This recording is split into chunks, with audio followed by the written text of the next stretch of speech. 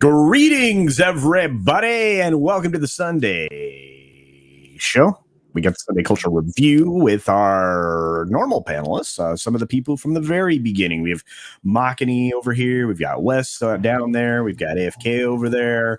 I'm so glad to be here. But we have got some really cool stuff happening for each of the channels that we all represent. So I want to start with Makani, who will be hosting a very special show today. Makani, take it away. Yes, hello everybody. Welcome to the Sunday Culture Review for March 13th, 2022. And I wanted before I announce that yes, we have a special guest. It's going to be the first of 5 guest streams I'm going to be doing for Makani Live, starting with 32 Flavors of Nick Weiser will be stopping by today. It's going to be a lot of fun.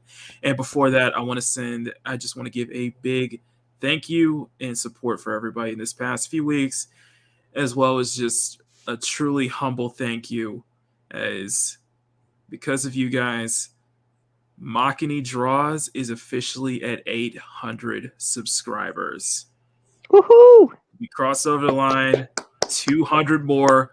The dream is real. It is so close. And right after we finish all the guest streams, I will be doing an 800 celebration stream sometime in April. So stay tuned for that. But thank you, everybody, for the incredible support. It means so well earned, my friend. Well, you have been doing a wonderful job, Mock. I think we would all agree. Your art and your entertainment value are peak YouTube. So hopefully everybody's checking out Makani's channel. And he's got special guests the entire month. He's got 5 weeks worth of special guests. So it's going to be excellent. We definitely need to check that out. And of course, we also have next to Makani, we have somebody who's been here for a long time and is very humble about their content. AFK Bard. What's up, AFK? Oh, hey, sorry, you caught me muted. I'm great. I'm here. I'm hanging out. All right. And I'm excited. So, hello to everybody. And I see we got a latecomer over there. So, hey. Yeah, somebody who's just getting back into content production in a larger way, and somebody who's incredibly busy. So I know it takes a lot of extra effort to operate a YouTube channel. Of course, we're speaking about the man with the heart-shaped sunglasses, Atlantean. What's up, my friend? You're muted, buddy. You are muted. All right. That's fine. All right. Well, while he gets that together, we have, of course, one of my longest term friends here on YouTube, a guy who, also helped me find my voice. I think we both had a great time hanging out with Teresa, with AFK, and several other folks. And it turned into a great collaboration, which will continue into some new projects. But of course, I'm speaking about the famous or infamous, if you prefer, Wes Moody of the Wes Moody webcast. What's up, Wes? Well, I think both of those are accurate. Thanks for having me on. It's always a pleasure to be here on the Sunday Culture Review with you amazing folks here on the panel. Of course, UCC, Makani, AFK Bard, and Atlantean over there. I think I'm pointing in the right direction. Yes. And of course, our amazing fellowship of amazing human beings. The best chat on YouTube. We love you. And looking forward to a great show. All right. So I really do appreciate each and every one of you being here, as you can be. And of course, we have the man who I always assume is in the chat. It surprises me that he isn't. It's the other guy that you see me around with. It's the Laurel to my Hardy, Or is that the other way around? Tom from Midnight's Edge. What's up, buddy? Yay. AFK Bard, will you tell Culture I'm not talking to him right now? Oh, God. Culture, Tom's not talking to you right now. Thank you. Culture, would you like me to tell Tom anything? Yeah, tell him I think he's in the group, or if he left the group, it's on him. But he should have gotten the link with everybody else, including Fat Steven. You're in the. You know what? I'm doing it again. I'm gonna go in here. I'm in no group. You know what? Not anything that has to do with a Culture Sunday review. Okay. Let me fix that. You must have left. You got just too powerful, too high and mighty and you left. I would have muted it before I left. All right. Well, I've never been a part of this group. No, you are until now. Who should? You've been in our hearts this whole time, though, Tom. You've been on this show several times, and Fat Steven's in the group, and he's out there complaining. I have no gatekeeping. There is no gatekeeping in this group. Fat Steven, I see you're in the group. Well, you have to be 21 or older into a casino, right? There you go. All right. Well, or is it 18? Well, I depends on if there's alcohol. Yeah. I think Tom is correct. I think my very first official legal gamble, and I'm saying it that way on purpose, was a lottery scratch card at the age of 18 on my birthday. Nice. You know what happened? Did you win? I won $500 in my very first scratch card. You lie. I'm not kidding. One of my best friends in the world will confirm if I can ever get a hold of him. So, but yeah. Here we go. It's the truth. Yeah, and typical. Mark's back. We've got Atlantean sorting out his audio issues, but we got stuff to talk about. Theoretically, there's another party that'll be joining us here shortly that isn't, of course, this person who's joining us. There he is, Mr. Fat Steven. Tom, can you tell AFK to tell Culture that I'm not talking to him while Mac and he's peeing live on air? Oh, wow. Getting some water. What? Oh, boy. That sounded This show is off to a roaring start. I want to say thank you to Channel Surf for becoming a member of the channel at the rewards level. Thank you for that, my friend. I appreciate your support. Oh, my goodness. We are listening now. Now you're doing it. Water. Why are we doing this? I have completely lost control already, and we just started. Did you guys get a chance? Did you guys get a chance to check out Echo Base Network last night? Coach and Nick were doing a fun show. They had some member pop-ins, and Coach was hammered. I'm still getting complaints about the one that we did. See, and I keep hearing nothing but positive stuff. Is it just you? Really? I just like messing with his head. I got to watch compilations of TDS. Oh, that was fun. That wasn't that good. I have no idea how messed up y'all people are with yes. TDS. Oh, yes. Hey, Terry. I also covered the rally last night in North Carolina. My first one. That was not bad. I don't want to say his name because Mordor will open up and start asking for my pillows. Wow, let me tell you, it's a lot of my pillows. Goodness, yeah, but gosh, there are certain tweets that no matter what, if you click to read like further in the thread, this first thing you see is the tweet. The second thing is an advertisement for My Pillow. Really? That's weird.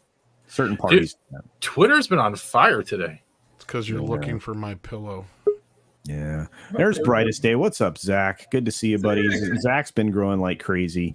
Let's see. Lots of people taking their places in the chat. And, of course, we are rejoined by the man from the deep blue sea, the Atlantean. What's up, buddy? Is this working now? All right. It does. We hear you, but you are glasses. You're underwater. There it is. No, but I can't, man. I can't see anything with these sunglasses on. If I'm not looking at a screen anywhere else, I cannot see a damn thing. So it's like if I'm fiddling, if I take my glasses off, I'm usually fiddling with something.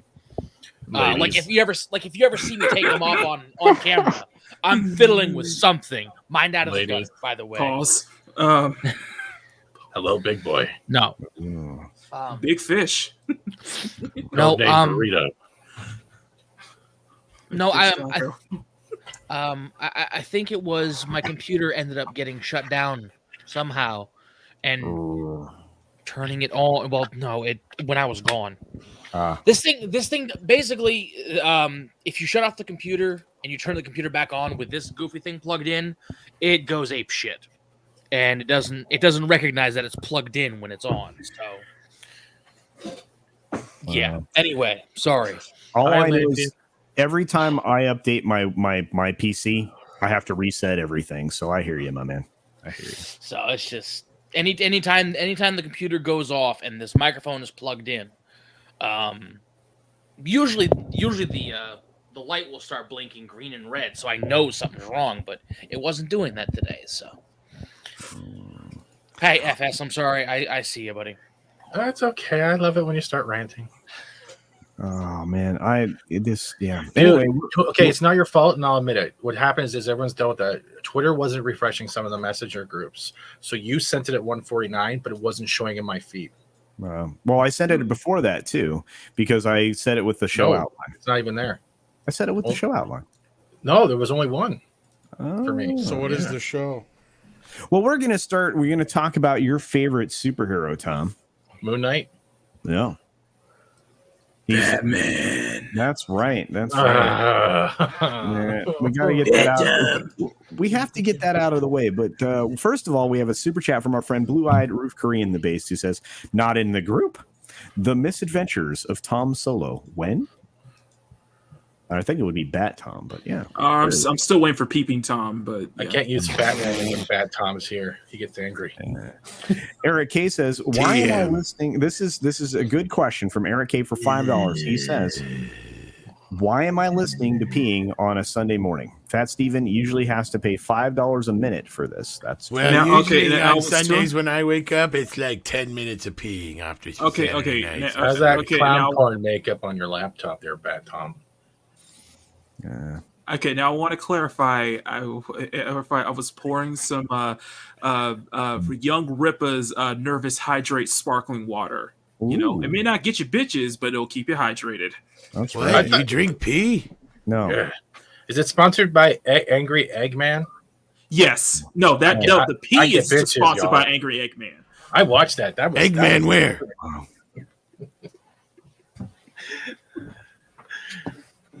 Wow, we've got everybody in the chat. Good to see you all. Punch him into prison. I've been highlighting as we go, and we need to get started. We've got 90 minutes. All right, so what's going on with the Batman? Chuck Norris's birthday? That was 2 days ago. That was 2 days ago. Okay, well, daylight savings. He's still celebrating, though. Okay. How does that? Okay. Well, let's talk about the Batman. Okay, the Batman has climbed to $238 million US today. So that's the domestic box office. After a super second weekend hold. I'm not sure what that is, but it's looking at $500 million worldwide this week, which means it might reach the break-even point. So I think Bat Tom, what do you think? Do you think this film is going to hit that $1 billion mark? I think you and I were both skeptical before. No, just you. Okay. I'm pretty sure that Tom always said it was going to hit at least $700 million. Okay, but $1 billion? Billion. Okay. $700 billion? It is Batman. Okay, well, that's a lot of money. I mean, it's not my fault that Simon Says in Die Hard is a better Riddler than the Riddler we get in this movie. But, I mean, it's Batman. Why did they pick Pattinson to play me? Because the Goblet of Fire. All right. Well, let's bring in the man who can break this down easily. Is it Two-Face? Yeah. Oh my God! It's that lesbian from Rick. No, my money's on Two-Face. Welcome to the show, Valiant. Good to see you, my friend. Good to see you. Sorry I'm late. I knew I was going to kind of be a few minutes late and probably don't have too long, but I definitely wanted to come by. So it's good to see everybody. Yeah. I can add some commentary. Roof Korean is correct. B is for billion, like billionaire Bruce Wayne, which also starts with B, like Batman, which also starts with B. Well, since Valiant's here and he can give us some context, where do you feel like this film's going to end up? Because we are in the second weekend, which they are saying is a super second weekend hold at 238 million domestic, looking at $500 million worldwide. What do you think? Well, I haven't had a chance to dig into the second weekend numbers too much yet, but I did see some of the headlines. It looks like it. I mean, a 51% drop off from weekend one is pretty strong. Bruce Wayne spends more than that on hookers in a week. Yeah, And I make it. I got it on good authority. That's true. Yeah, I think, and I'm assuming that the worldwide box office, if you click on international, I don't know if that's updated fully for the weekend yet. Usually those. Usually those international figures come in Monday, right? Sometimes Tuesday morning, just depending on where the data's coming from. But so I do expect to see that go over the 400 million total mark for sure. Right. And if I'm not mistaken, I think this coming weekend on the 18th, this movie actually opens in China. Oh wow! So if memory serves, pretty sure it's the 18th. Look at that! I'm really big in the Czech Republic. Yeah. So look, as far as domestic run at this point, I mean, its opening weekend domestically was what, about 135? Yeah, I think you're right in there. Yeah. So I made $135. I think if we look at that and we take just some kind of historical averages, right? Because the opening weekend, usually you see movies leg out somewhere between a 2 and 3x performance from that. So if it goes to the low side of 2x, that'll put it around $270 million, give or take. I think it's certainly going to do better than that. If it actually gets to a 3x side, then you're looking at closer to 400 million domestically. Ooh, triple X. I love triple X. Yeah, there you go. It's all triple X. I thought you were referring to 3X. I thought you were referring to 3XL, but yeah, okay. Yeah. Wait, what? That's his utility belt size. Yeah, exactly. Fuck you, Fat Steven. What was that cream cheese, Matt? I can't hear you. Sorry. I use it to make taco dip. That's it. Well, I don't know where you're dipping in your taco, but Joe, thank you. And cheesecake. I give up. No, I was going to say. I think 400 million for as well as this movie seems to be getting received, especially if we consider. I mean, if this had a little bit more common in the 60% range of drop in the second weekend, I would say, okay, it looks like we're going to come in under maybe 350, 325 to where it finishes out. The fact that it only dropped 51%, I think, was the actual figure from the first weekend. This movie's got a good chance of getting close to that 400 domestic. Now, as far as international, man, that's a tough one because we haven't had a big blockbuster movie, quote unquote, like this that has opened in China in some time. So, of course, that's the X factor. But, of course, with China, when you look at grosses, I mean, it's all great and dandy. But the problem is these China movie White? Studios. Yes, China White. Just the really good stuff, right? Oh boy. I will kick his ass. Is Batman banned in Russia? I don't know. Did it open in Russia? Yeah, that's a good question with all this going on. Nope. Fuck the Russians. We're not giving it to them. We're going to single-handedly end this war just like Rocky.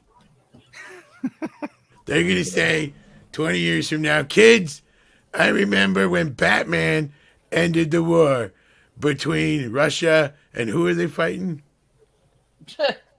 The Joker clan. Are we Joker? Sorry, I was looking something up. Today we're aiming to completely demonetize my channel. Is that the goal there, Matt Tom? Sorry. This stream was brought to you by- No, I really can't remember who it is they're fighting. Was it the Australians? Ukulele. The ukulele. Wilson Squall. At least I won't be responsible for the somebody wrote it in demonetization the this time. private chat. What? That's not even a country. Ukulele. Look, I think the signature on a certain birth certificate said ukulele. They might as well just invade Kazakhstan. God. Anyway, they only get to take home 25% from China, so there you go. That was it. Ultimately, yeah. And here's the thing. I mean, even if it opens, here's the thing: U.S. films have not been opening well in China. The few that have been allowed to open there.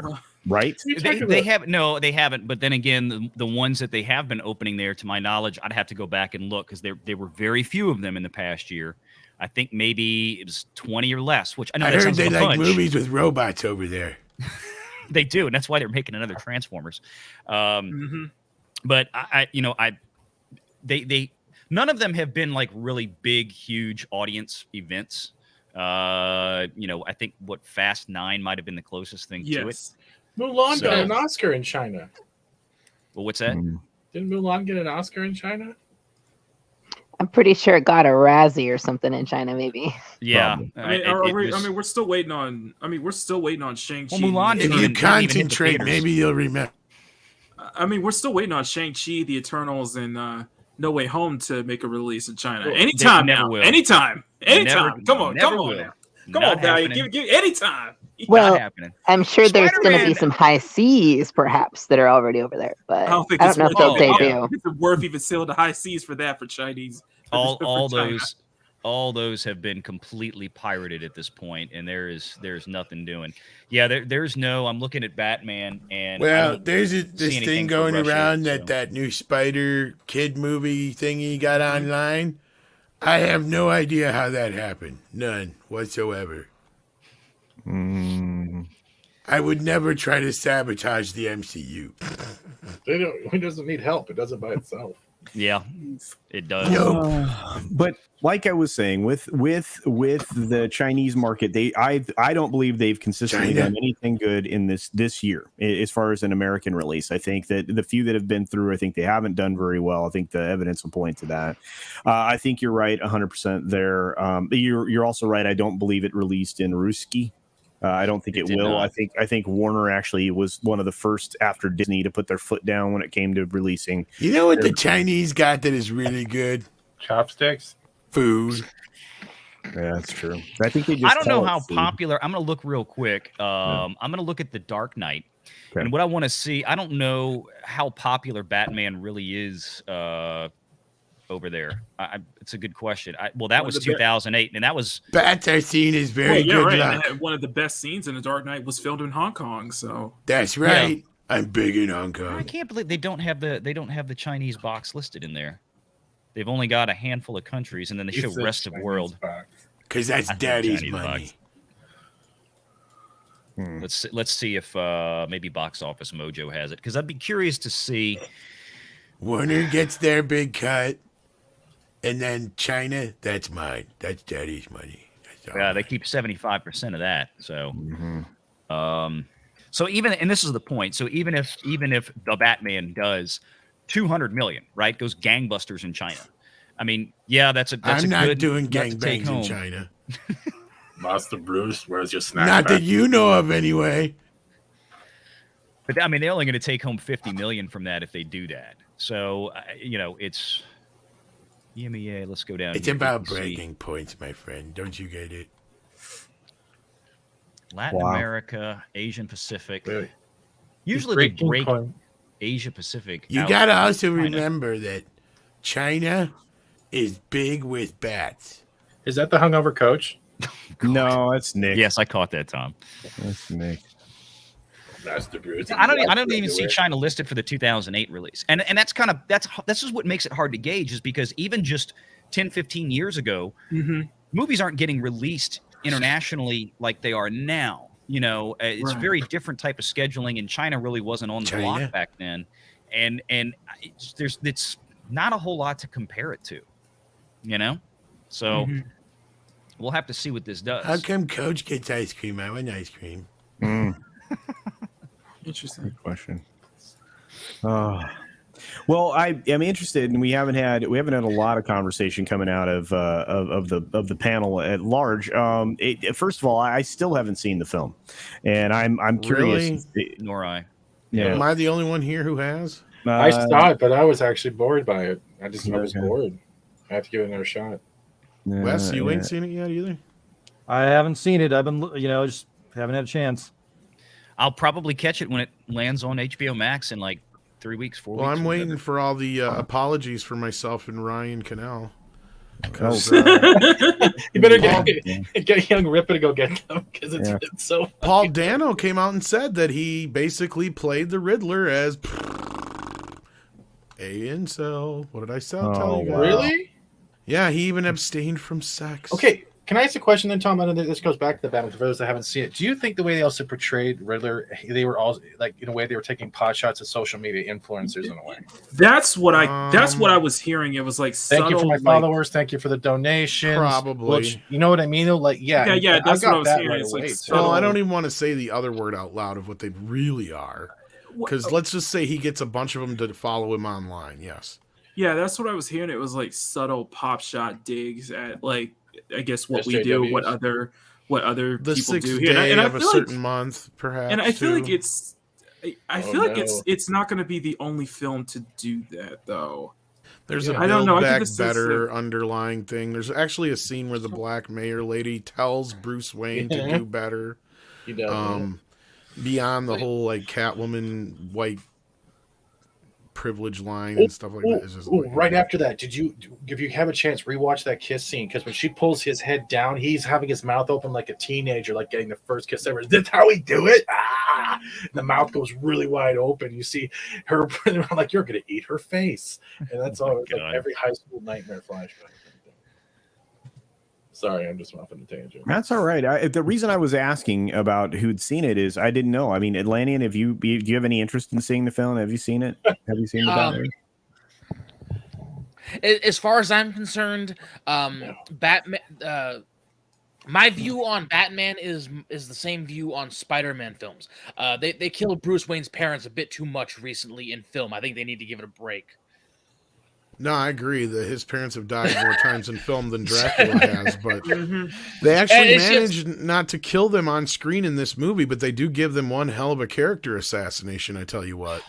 Well, I don't really want to explain the joke, but it's one of the Batman is one of those films that's been I don't know brought to film a lot more than he probably should have been. Mm-hmm. You know. Batman's... And it's like, let's see. I mean, obviously we had the the 50s TV show and then the 50s movie based on the TV show. Mm-hmm. And then 89 we had Burton Batman, right? Burton's two Batman films were pretty good. The later two, not so much. And then he kind of went those. Yeah. Huh? No, he didn't do those last two. They were a part of the same continuity, shall we say. I will argue, though, whether you like Batman Forever or not, it's probably one of the more comic accurate Batman movies. Right. I'd agree with that. It's just the overall... Sorry. Go ahead. I was going to say, it's again, like Spider-Man. It's just the overall idea. He's been brought to film way too many times. Okay. And considering what this one is, I mean, because in the past decade he's been rebooted twice over. We actually have three Batman right now. Actually, I'm not talking about, because the Dark Knight was, when was the Batman Begins film? 2005, 2006? 2006, and then Dark Knight was 2008, and then Dark Knight Returns 10 was 20. No, Dark Knight Returns. No, Dark Knight Rises was 2012. Right, that's what 20. Okay, 2012. Oh, yeah. It was 4 years between them. Wow. Okay. Yeah. Yeah, he took too long for Dark Knight Rises, and then there was no excuse for how bad it was. No. Well, yeah, and also it came out at the same time that the Avengers did. The first Avengers film did. But the movie still did pretty good at the box office. Oh yeah. It did. That's what I'm saying. Batman is one of those characters you stick him in a solo film like this, and it's. I mean, short of you really blowing the budget, it's some serious money to be made. There were a lot of shots and scenes, like I felt like they were detaching from what was going on, and it kind of pulled me out. And every time they were doing like these weird shots of like him in the suit, and we're seeing like we're either doing like the shots from the legs up, I was like, those legs don't match Batman's body. Something's going on here. And I was like watching popsicle sticks and black armor walking down to arrest a criminal. And there's other parts where we're literally seeing. Like the sub tier of criminals, like the gangsters or the petty ones, like looking in fear in a dark alley as they're hearing clomping of like a horse track. And then about the new one, right? Yeah, and then we're getting where he's hello at the door, and the bouncer's like, no. I'm like, well, okay, what I happened want to to see the penguin. Yeah, it was like, where's the fear that we see when he's in the alleyway compared to the fear of knocking on the door? And why is Batman knocking on the door? That was so Adam West. Hello. He literally did. He knocks on the door and he goes, I want to see the penguin. Do you know who I am? You know who I am. I am vengeance. I am. All right. Adam West will never be better than playing Adam West in Family Guy. And you gotta, and you're right, and you're absolutely right. Is that in this past 10 years, we've had 3 Batmen. I know, as much as some people don't want to acknowledge that. Yeah, technically we have 3 active Batmen right now. Yeah, Affleck, Bale, and Pattinson. No. We got Affleck, Michael Keaton, and Pattinson right now, all as active Batmen. Oh, that's right. That's right. Like in the current universe. In the current year. Yeah. Bale is not part of that, but I mean, like right now, in the current people keep forgetting that Michael Keaton has done 2 movies now as Batman because they keep pushing him back. Yeah, because of the Flash film. And there's going to be, I think he's even involved in a 3rd project. Is it called Retirement? I don't know. Is it going to be the prequel to Birdman?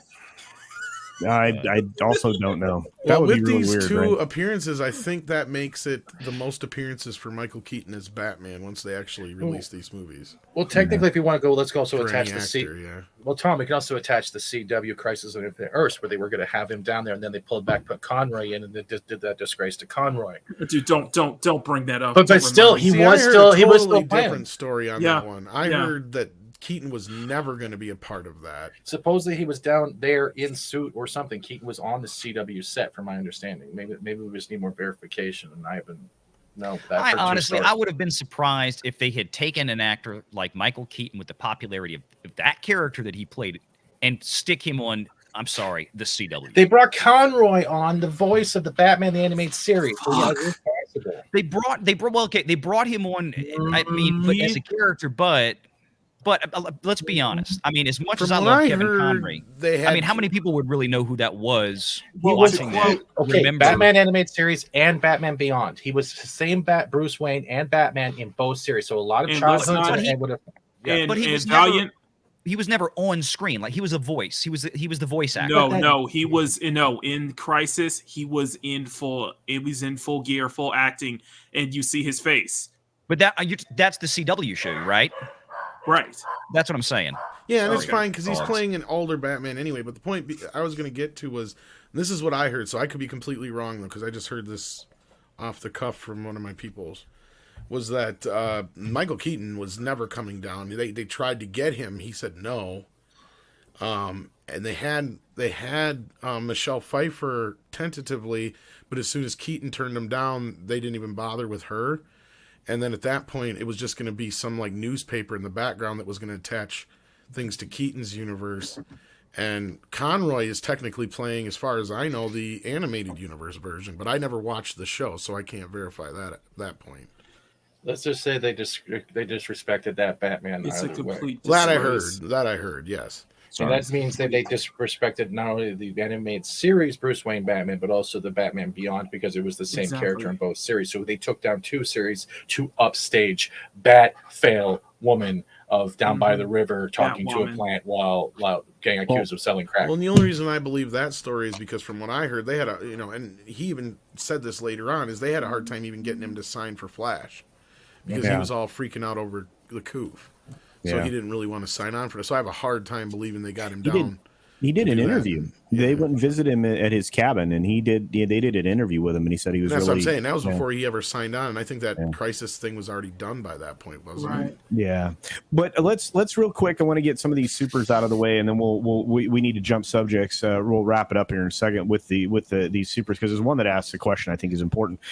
We have, of course, our friend. Ukrainian Farmers Resistant Front Girl. That's good. For a $10 Canadian with a super sticker.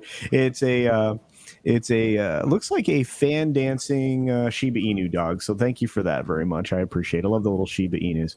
Of course, this is directly related. We have a super from Hunch the Dirty Roofer asking a very important question. Also, you guys need to incorporate the fact that Friday Russia revised their piracy laws. How is it going to affect these numbers? That's a good question. VR, what do you think, my man? Honestly, I haven't seen the story yet. I need to go check that out. I think that's why the movie leaked online early, 2-3 weeks early. Honestly, I don't think it's going to be that big of a difference because honestly, if someone's pirating, they're already pirating. Like I honestly don't see my grandma running out to like start like recording a video in the theater. Like, no, but Russia's I don't think it's going to be a difference. Russia's already well known for piracy. Like almost every deep Blu-ray I've bought from Russia is a pirated Blu-ray. Right? I shit you not. I'm not kidding. And most theater rips or web rips in general are usually have like the Russian subtitles, and you can tell right away that it came out of the Russian version. Well, I just find it interesting that they're willfully have said, essentially based on everything that's been reported, that they are going to, they're allow people to circumvent the piracy laws. Well, what do you think they're going to do if people are like, look?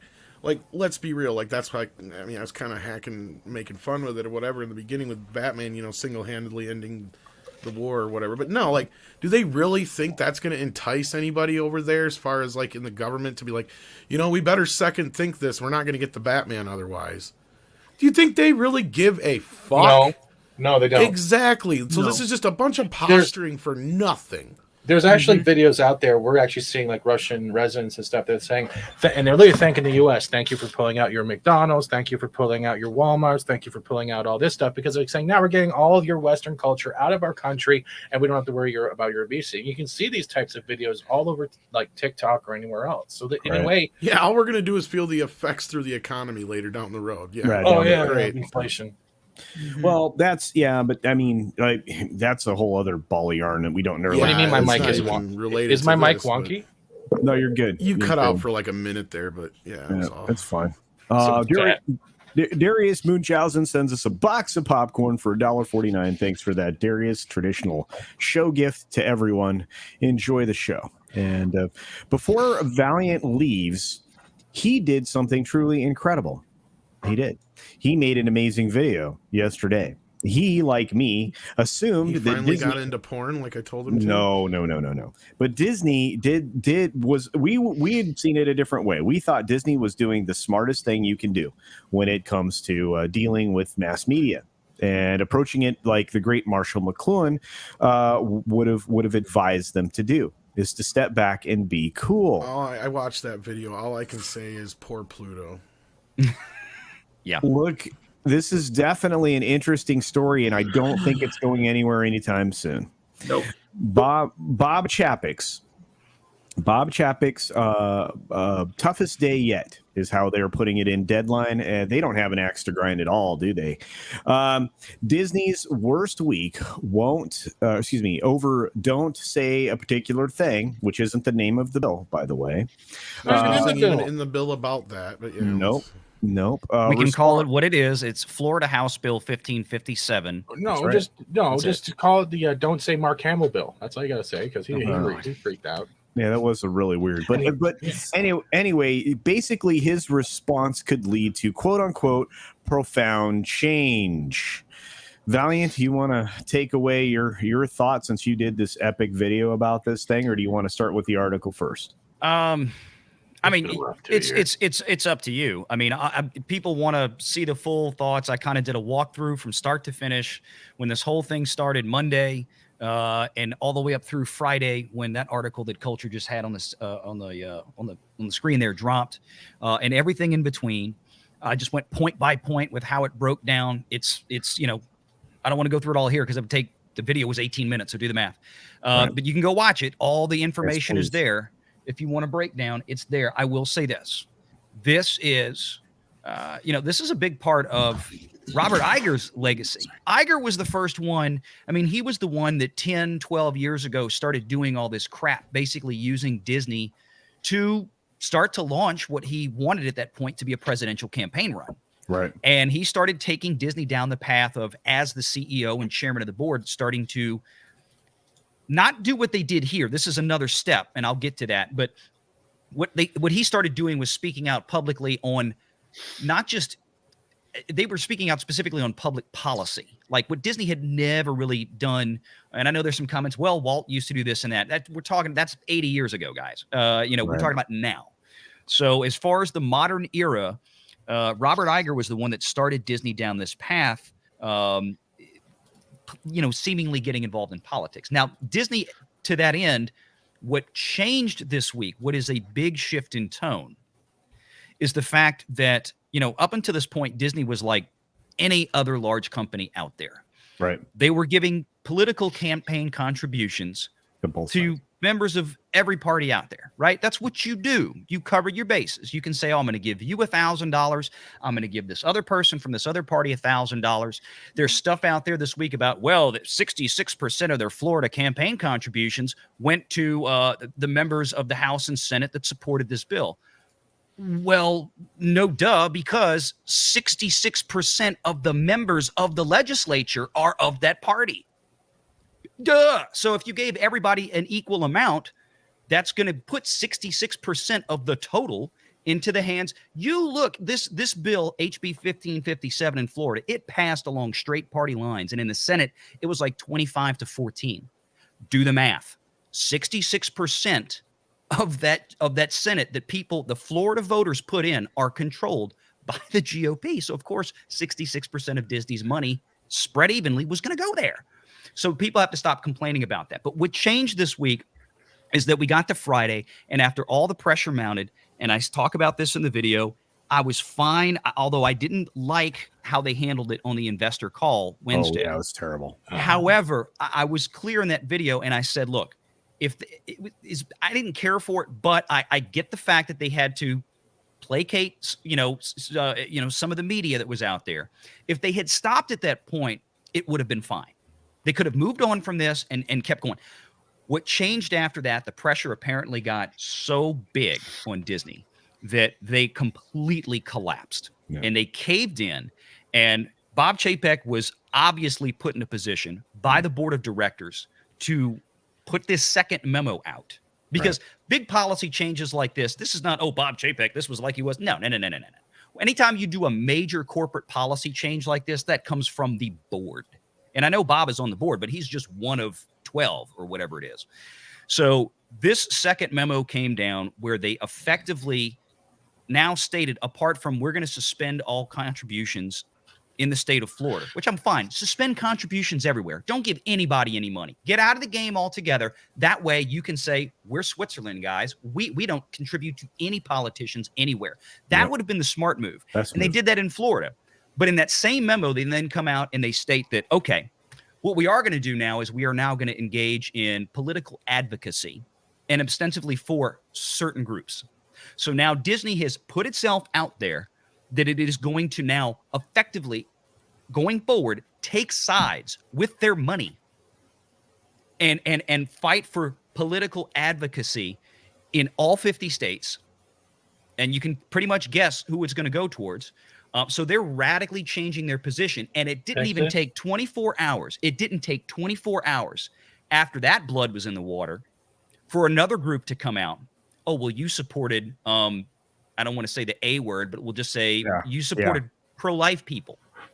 Yeah. Oh, that's the next one they're going to shake Disney. Disney opened this door. They are about to get ripped to pieces. And you know what? In support of that, my video tomorrow is exactly what he's talking about. So I break down that particular side of things. I can tell you that you're going to continue to find this man leading the charge on some of the same things that I'm trying to lead the charge on. So I try to stick to the business side. I really, and that was a difficult video to do. It is because it involves politics. And you kind of can't help it. And like I say in the beginning of the video, unfortunately, politics is oftentimes the business of Hollywood. And it sucks. But if we're going to have honest business and financial conversations about Hollywood itself and the entertainment industry, sometimes you cannot avoid having discussions about legislation or political issues because they engage in it. And this is shaping Hollywood. It has been shaping Hollywood for a while. And for all the jokes we've made about Disney never had done what they did Friday before. That is something very new. Can I go ahead? I have a question. It's kind of related to Hollywood. With the whole thing about money, is it true that Jesse Smollett though will have to pay his reparations or whatever in Subway gift cards? Yeah, his restoration payback will have to be 112,000 in Subway gift cards. Yes. All right. Okay. I just wanted to make sure so I can get that right article out there. Yeah, restitution, but it's just it's a Don't weird. shake your head at me. It's a weird thing, you know. We are in a weird place, but Disney can't they can't back out of politics, because at a federal level they need some politicians in their pocket, because they need to extend the lifetime of Mickey Mouse, because they cannot afford for him to enter the public domain. And that is how many years from now, Valiant? It's not too many. What is it? 100? 28. It's 100 years total, right? Yeah, 2028. So it'd be 2028, September of 2028. Do you know why the law got changed originally from where it was before? Why public domain entry now is 100 years where it was because before? Disney lobbied for it. Peter Pan, right? Oh, yeah. It was Peter Pan. I mean, Disney among others. They weren't the only ones out there, but they certainly led the charge. Right. But we've got, like I said, I mean, the interest is what do we do about it? And those are very personal questions. Those are very personal questions when it comes to what you elect to do when it comes to studios, companies doing these types of things. In this particular case, being so blatant about what they're going to do from now on, it's going to come down to, you know, shareholders. It's going to come down to getting rid of activist shareholders like the ones that dominate Disney. If you look at, and I'm sure at this point you've listened to the entire board meeting at this point, the annual shareholder meeting that was just done for Disney, Valiant. But at the very begin, they roundly rejected. And it wasn't the retail investors that rejected it. It was the institutional investors. Anything that would have allowed for more transparency into the corporation, including the last proposal presented, which was a deep investigation and audit of their Reimagining Tomorrow program. I know the one the Reimagine Tomorrow program, that was a new one. Then there was one before it that actually passed, where they wanted Disney to basically do an audit to like wage gap stuff, right? They wanted them to do a wage gap audit and all this and all that stuff is so politically charged, and most of it's complete BS once you actually drill down to the numbers and look at reality. The one that you're talking about, the first one that came in from, and I forget, it's the same organization. They have been proposing that every year for years. That's been going around, and what they want is they want an audit of, I forget all the details because there's so many of these things, but I recognize that one says this is the same thing that they do every year. Now, I understand that a lot of these things and people want full transparency and all this. I get that. There are some things that companies need to hold close to the vest. Right. You can't, and that's why when you see things like these quarterly reports, I mean, they don't drill down to every penny they spent on a television show production. They can't. They don't want to. They don't need to. That's not what the SEC requires, the Securities and Exchange Commission, for folks watching. So I get that. But, yeah, those proposals come up, like I said, and that same exact proposal comes up each and every single year. And each and every single year, it's, nope, the voters send in proxy. Nope. So, but they just keep asking for it and keep asking for it. So yeah, but again, some of the asks as far as the transparency goes are fine. It wouldn't hurt the company at all to expose them. All it would do, as far as hurting the company, would hurt the individual leadership, because you would see their agendas that are in play. I understand you, but for the exact same reason that we're griping about what Disney just did this week by opening the door. Part of the reason they don't do that with those proposals is the same reason, is because once you start opening the door for every time, a shareholder activist group, and usually they're smaller groups, like you heard one call in at the end of the call that represents, which sounded like, I didn't look up the name, but it almost positively was a teachers union somewhere. Right. You're going to open the door. Then everybody's going to want, we want transparency on this. We want transparency. It's like, look, this is the rules. This is what we're going to do. This is the corporate charter. This is what the board wants. And they try to stick to that and not deviate from it and not open the door up for just constant bull crap. But now that Disney did this Friday, It's gonna be all kind of funny. You think Pandora's box is open? The next 24 hours, like I said, after they did that Friday, they already got smashed. They already got smashed. Here comes the next group, and there's going to be another one right behind that. You're going to get firearms in there. You're going to get all kinds of things going on. It's going to be a problem. Yeah. Well, and Chapek should have just hid behind the idea that, look, beyond the fact that we're an apolitical company or whatever, should have just been like, this is a one state law. We are a national company. Yep. Why should we comment on local, that's situation? What he wanted to do. And that's the thing I don't get too, is because listening to you guys and knowing, like, the reason he buckled on this, which is funny because a lot of the pressure is probably coming from the entertainment side of things, has very little to do with the entertainment things. The only reason he buckled is because of Disneyland or it was a Disney World in Florida. I can't remember which Disney one. World. Disney World in Florida, right? Like, so how do the employees at Disney World feel about this? Maybe I would take their feelings on this more than anything. That's the problem. The vocal majority of them, which is the minority of them, would have been, rallying behind, going after all these politicians that supported the bill. So, I mean, it's just like regular society. You have the most vocal amongst them are actually the radical fringe when it comes to this. Well, and it's not the first time we've seen this. We've seen the same shit in Georgia. I think you guys brought that up too. With that's what Iger talked about way back when. And honestly, like, Disney has been a progressive company before. They never advertised it necessarily, but like back in the late 80s, early 90s, they got called out for some of their practices about certain things, and they were one of the first companies to actually enlist a program to where people's partners got benefits. And I believe that was during Eisner's era, wasn't that, Culture? If I'm not mistaken. So people in the park and all that kind of stuff. Like, if you were not straight, not married, because back then you couldn't get married, they would allow your partner to be part of your health. They allowed for civil unions to count and all that other stuff. And they were one of the first companies in the nation to do that, from my recollection. All fine. That's great. I mean, they're private. So, like, that's why I'm saying Chapek needs to stand up and go, look, you want us to pretend like we're not being an ally here? We have done this in our company. This company was the first to do this. We were the first to do that. And I'm sorry, this is a local thing that has to do with kids at schools. This has nothing to do with us.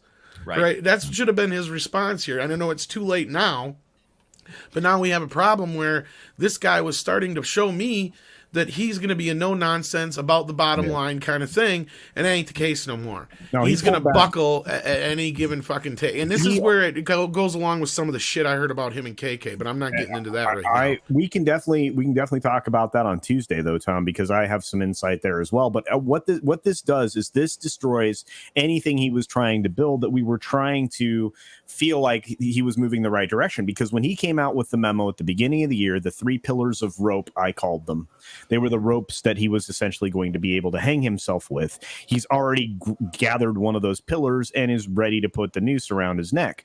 Because he's not suicidal, Culture. We got to state this right now. He is not suicidal. He is not suicidal. Yeah. No, we mean that metaphorically. That's what we are talking from a corporate perspective. I was making a French guy joke who currently got evicted into the county jail. Yeah, we understand, but we call it self-deleting because that word is a trigger word on YouTube. Yeah, I thought it was called wrestling in the bed sheets. I wasn't going any farther than just to say that as far as his career goes, he put himself in harm's way by doing what he did. He went 100% against one of his very pillars that he established, because who is his North Star, Renegade? The audience. Oh, the audience. Yeah. His audience, when specifically speaking to Florida, voted to hand control over their legislature over to the tune of 2/3, roughly 66%, and the governor's mansion to the folks that wrote this bill, because that's what the people of Florida wanted. That's true. And again, and I know for all we're saying, like what Tom was saying about Chapek buckling, and he buckled, but I want to continue to add the caveat that memo, this change in corporate policy, did not happen without the board. The board, I guarantee you, they were probably catching a lot of flack, right, behind the scenes. The board members themselves, and probably, if I had to guess, Bob Chapek is a lot stronger character in terms of being able to stand up to this. And that's why in the beginning he's like, look, we decided that we didn't want to say anything publicly. We would work behind the scenes directly with the legislature to discuss some of this stuff and blah, blah, blah. But, we just weren't going to take this out in public. That's Bob Chapek response, right?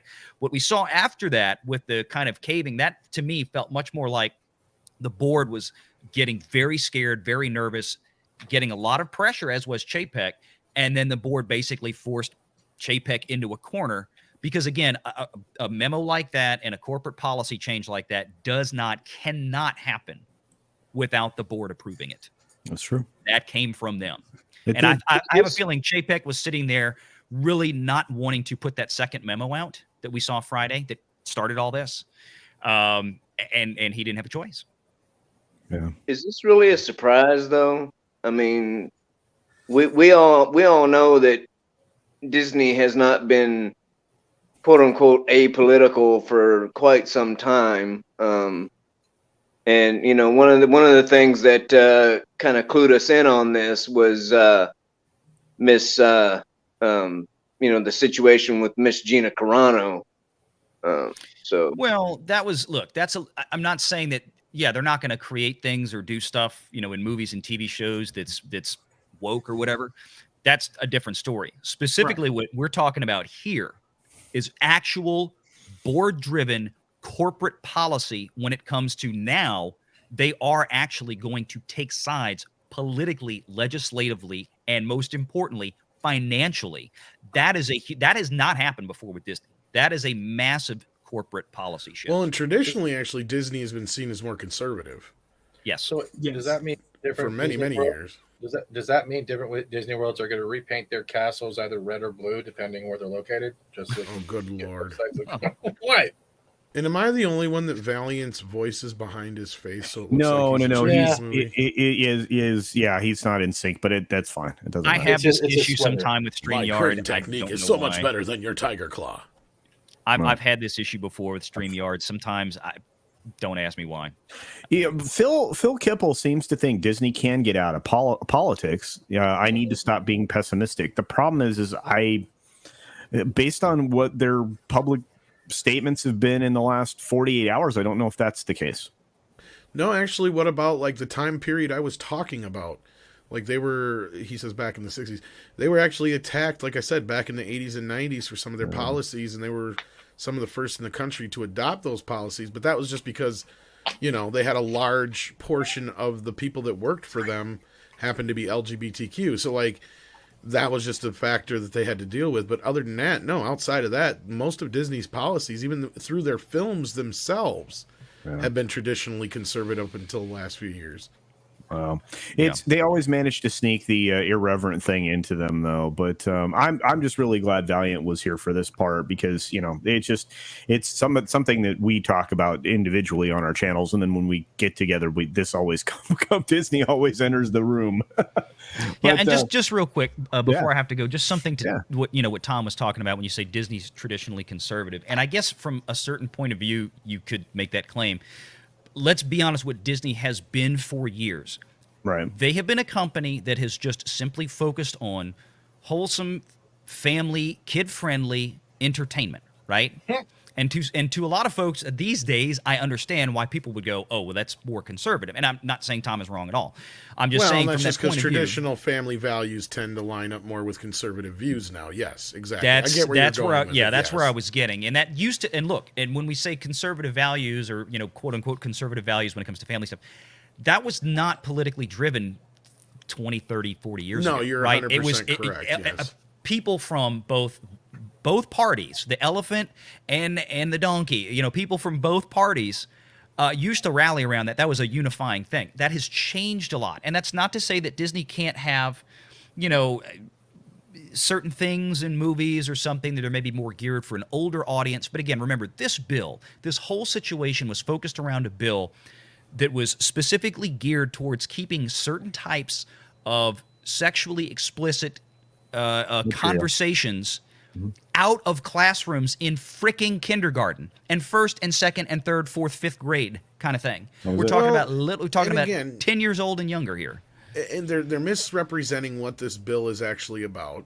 They did it on purpose. And it's done on purpose, yes. It's done on purpose, completely. But, yeah, it's just one of those things where there's recently a report coming out that supposedly inside Pixar, they've nixed a bunch of same-sex couples in the past. Yep. Evidently, I don't know if the blame is going on Lasseter or what, but there's my that Iger. goes. Yeah, that was happening under Iger when he was there. But my point was that goes to what I was saying is even no matter what they present on the outside, in most cases up until recent years, most of their output has been seen as the traditional family values type stuff. And again, you look at even some of the stuff that has been incorporated, it's easily edited out. They edit out a lot of stuff still on, their Disney Plus stuff, even though they're supposed to be getting away from that. And I can guarantee you there's certain things like that's going to get hit. Yeah. So it's just a situation where then somebody's going to complain, but then all Disney is going to try and say is, well, we're just doing it in general. Well, then that's the thing is when is the line going to be drawn? When is somebody going to finally say that, enough's enough? Because the other side of the excuse is, well, you wouldn't be saying this as if it's a traditional, relationship. And it's like, no, I don't think any, first of all, public schools are full of a lot of people. So any discussion about sex should be held for biology they've been exposed recently. And that's the thing is like when, kids are old enough to even understand that kind of stuff, the rest of that is up to the families and how they decide to.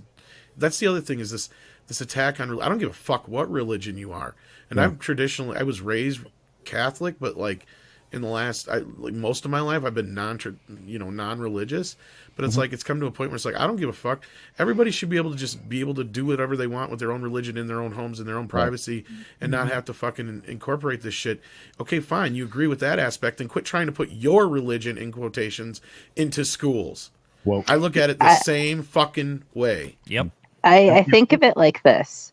So I think that it's personally fine for anybody to have this idea of what's morally wrong and right? As long as they're not trying to encroach it upon someone else. And that stands for any side of it, right? So say it's a pro-life person. There's nothing wrong with feeling that it's wrong to have an abortion because morally you think that that's a life, right? But, then the people who think that, that that's an issue, I don't know. It's like it frustrates me because it's like if you think that you have a right to your body, that's completely fine too, right? So that's basically what I'm saying. It's like the problem is when they start trying to enforce it. And so this whole Disney thing for me is bugging me because they've taken the step where now they are actually pointing at one or the other and saying and basically validating it and saying, okay, your moral compass is correct. And your moral compass is incorrect. And it's just like, I don't think any corporation or business or government or anything should have that kind of control over anybody. Everybody is validated in how they feel. Sorry, went on a tangent there. No, that's a very good point. It makes perfect sense. Sorry, I'm still Farquaad here. I apologize, Culture.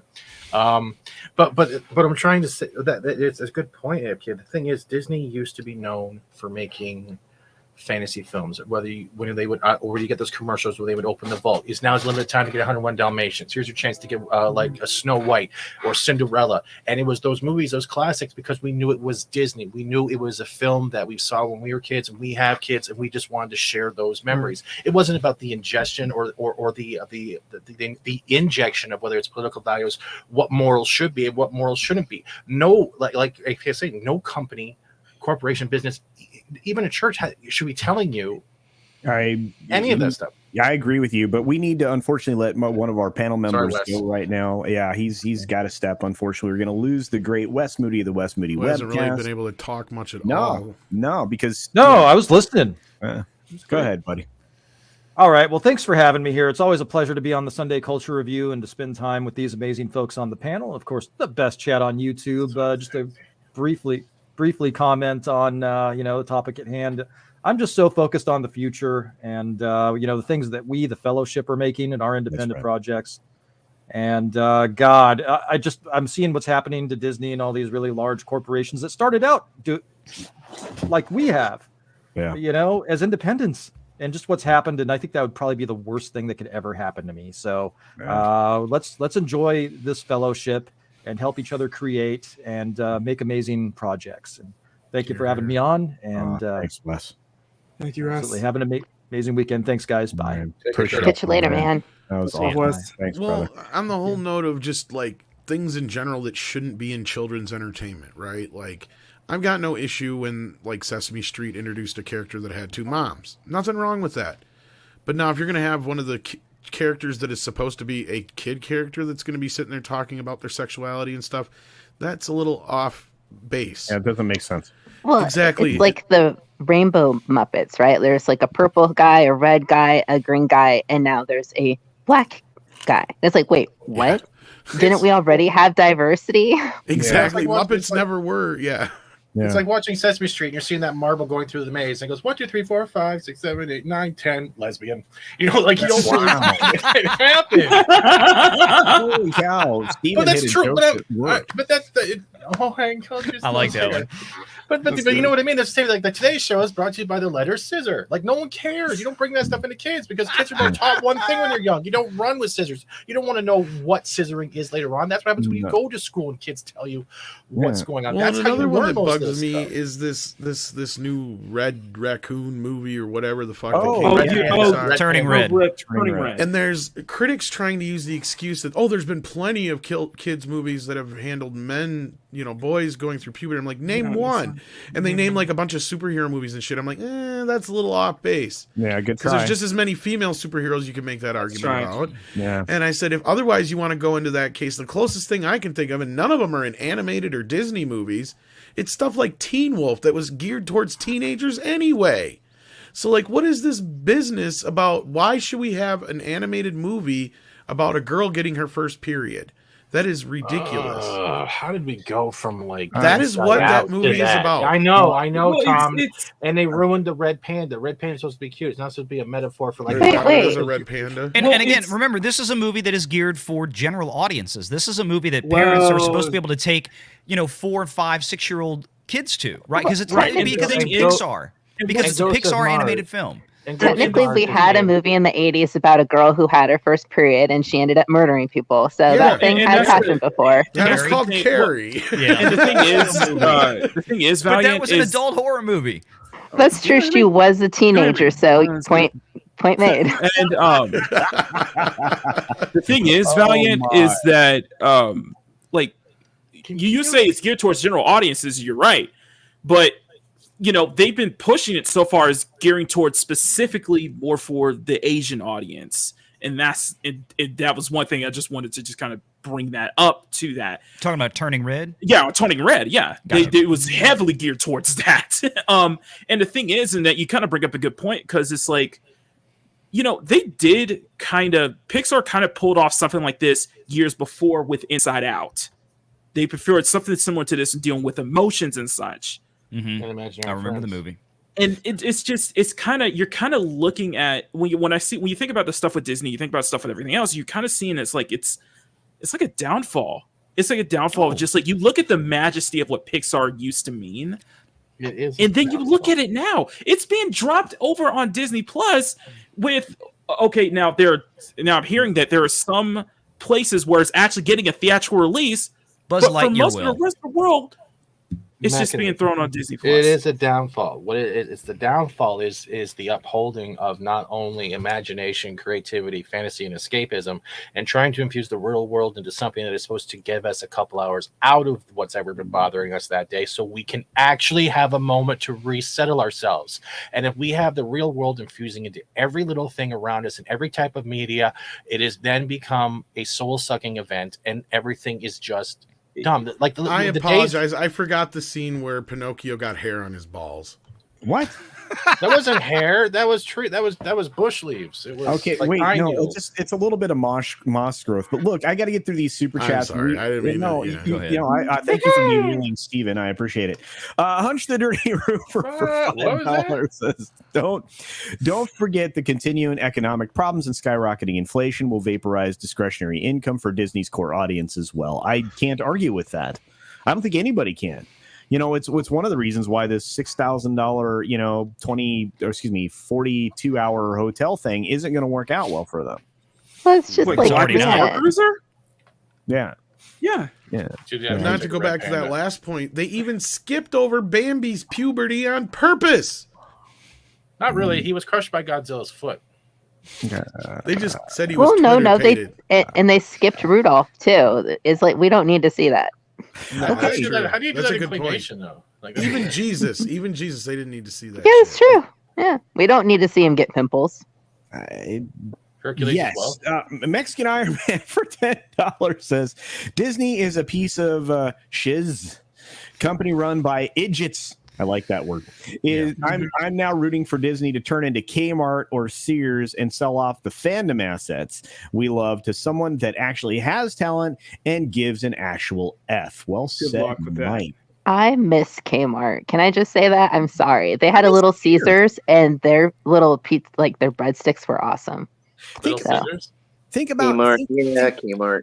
Think about Sears. Sears gave us Craftsman tools. They gave us Kenner's full line of Star Wars figures when the movie launched. We had to wait a year, but do you remember those catalogs and you circled all the toys in there as a kid? Yep. Sears Roebuck was amazing. Well, the market moved. That was a little bit different. The market just moved past them, and Amazon beat them to it, and they figured this will never catch on. And then by the time they tried, it was too late. They did not pivot, and that's why Walmart's actually in the online sales game now. To the extent that they're trying to push into the Amazon territory. But I digress. Oh God, are you serious? Oh yeah. Yeah, they're modeling themselves that way. Blue-eyed Roof Korean the Base for $5 says, I think it's 4D chess to force hypocrisy. Force them on the record. Force them to carry a millstone forever for bowing to China just to please the mob. Wow. If that's 4D chess, that's wow. But played by whom? Yeah, that's a good question. That's what I didn't understand. This makes me think though, because like over here, they're quote unquote bending the knee to a certain demographic, but yet over there they also bend the knee to a certain demographic that is totally against what they bend the knee to over here. What, money? Yet no. I'm talking about, Oh yeah, Disney will happily cut out and eliminate everything and anything that China wants to get a release there. Mm-hmm. Oh yeah, absolutely. And add stuff. They will do whatever that they are told by the CCP. Yeah. Exactly. And that's a real problem. I mean, you're essentially surrendering sovereignty, and U.S. companies have to stop doing that if they want to remain within the confines of being virtuous. Because and the thing is, they're too easily exposed. It's not working anymore. No. China's producing their own content that is a lot better than what we're doing here.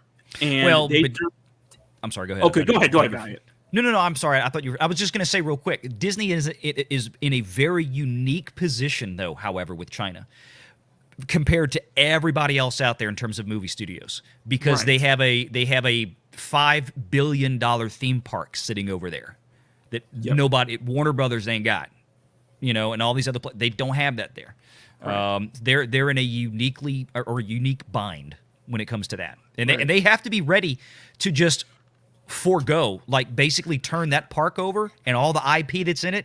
The CCP wants to take it tomorrow. They can. There's nothing Disney can do about it. Nothing Disney can do. Exactly. It was the worst maneuver ever. Well, two. One was not supporting Hong Kong. Was bad on Disney's part and their freedom and turning some of the corporate interests around.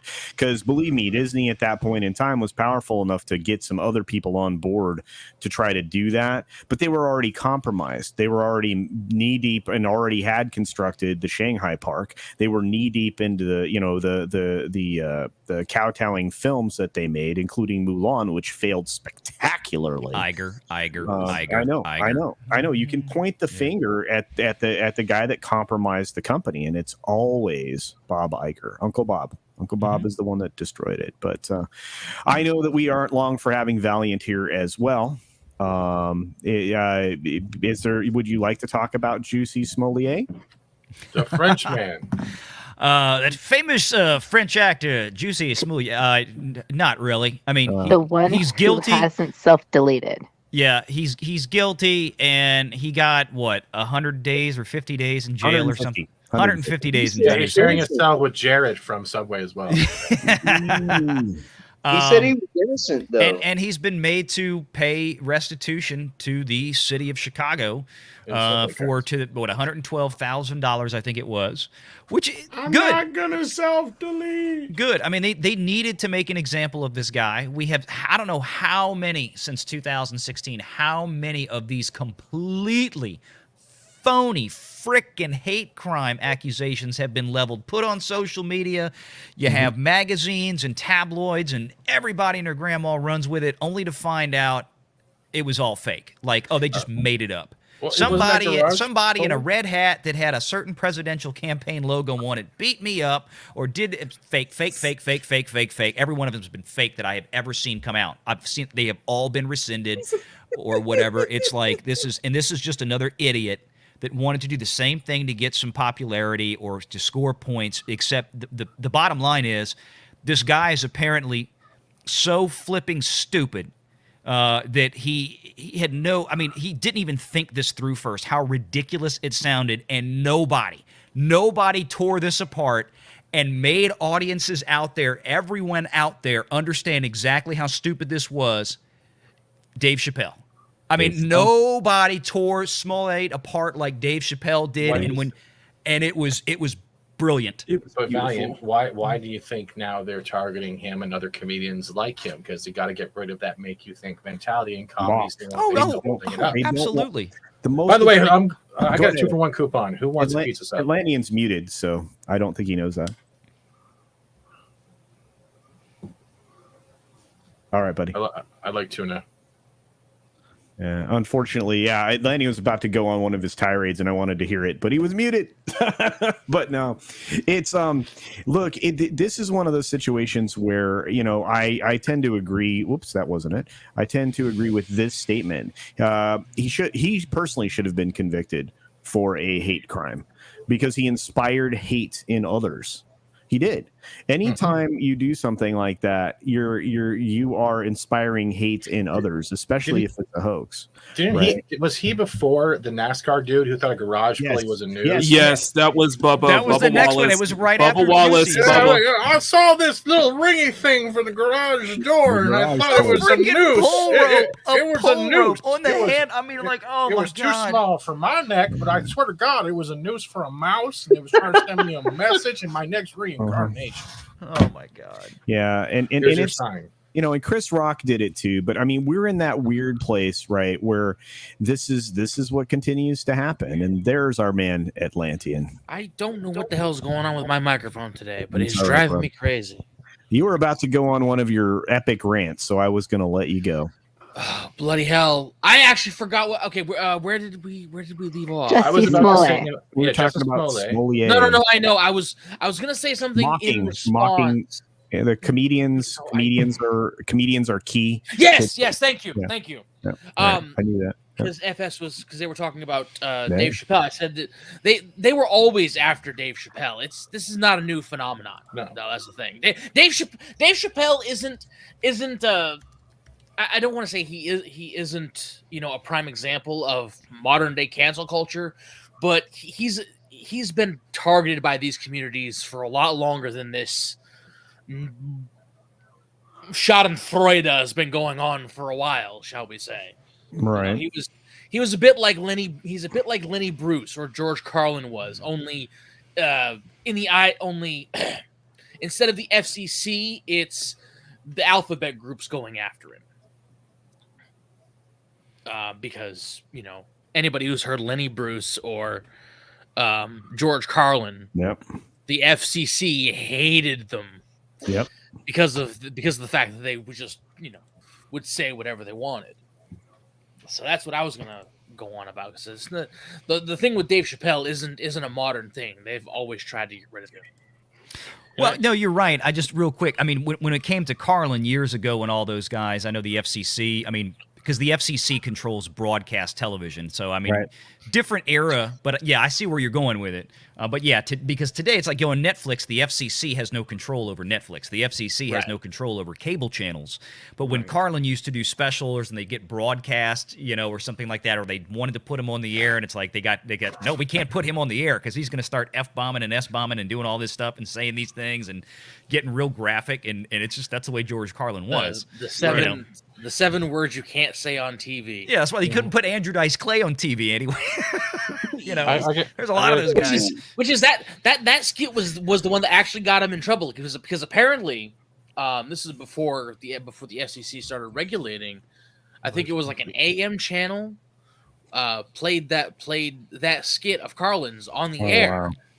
On the radio. This was a long time. Yeah, a long time ago. Yeah. Public broadcast airwaves. That'll get you every time. But again, this was before regulations and everything. Somebody got their panties in a twist and said, "This guy shouldn't be saying the stuff on public access, on public radio waves." And of course, instead of the "if you don't like it, turn it off," it was "we need to regulate."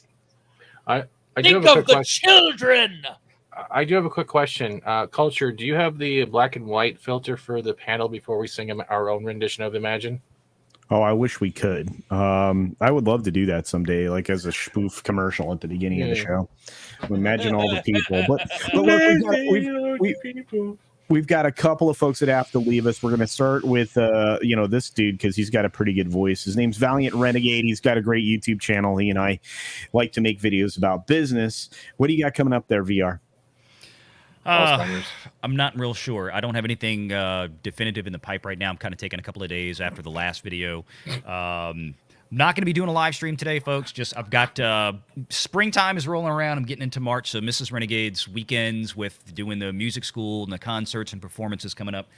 So we have a couple of this weekend, so I won't be doing. I don't know when I'll be back to do the Sunday show. It'll probably be at least a couple of weeks. So I'll keep everybody posted. But apart from that, just stay tuned for the channel. And hey, we take the news as it comes along. I'm sure there will be other videos that will address this whole Disney situation because this is just the beginning, and I'm sure there's going to be a lot more stuff coming very, very soon that we're going to have to talk about. So just stay tuned. All right, thanks, VR guys. Do check out VR. He's got his chat. The mods in the chat have put his channel link in there, and I'll add him to the description in just a little bit. Thank you, VR. Appreciate you, my man. Wow, I couldn't get it out. I don't know. I felt like all of a sudden I was turning Canadian. Anyway, of course, we're going to lose the man with all the talent in the world. Makini Draws is going to get his live stream set up with some special guests. Makini. Yeah, special guest will be 32 flavors of Nick Weiser. Go and stop by. It's going to be a lot of fun. Don't tell him what I'm drawing for him. So I'm surprised. He can see it. It is my first time. So you're live, dude. He can see it. I know. Shut up. I know. Anyway. Fourth wall. Jeez. Anyway, but yeah, it's going to be a lot of fun. The first week of just 5 straight 5 straight guests that we'll be having on, and I'm very much looking forward to it. So check that out over there. We should be starting very soon.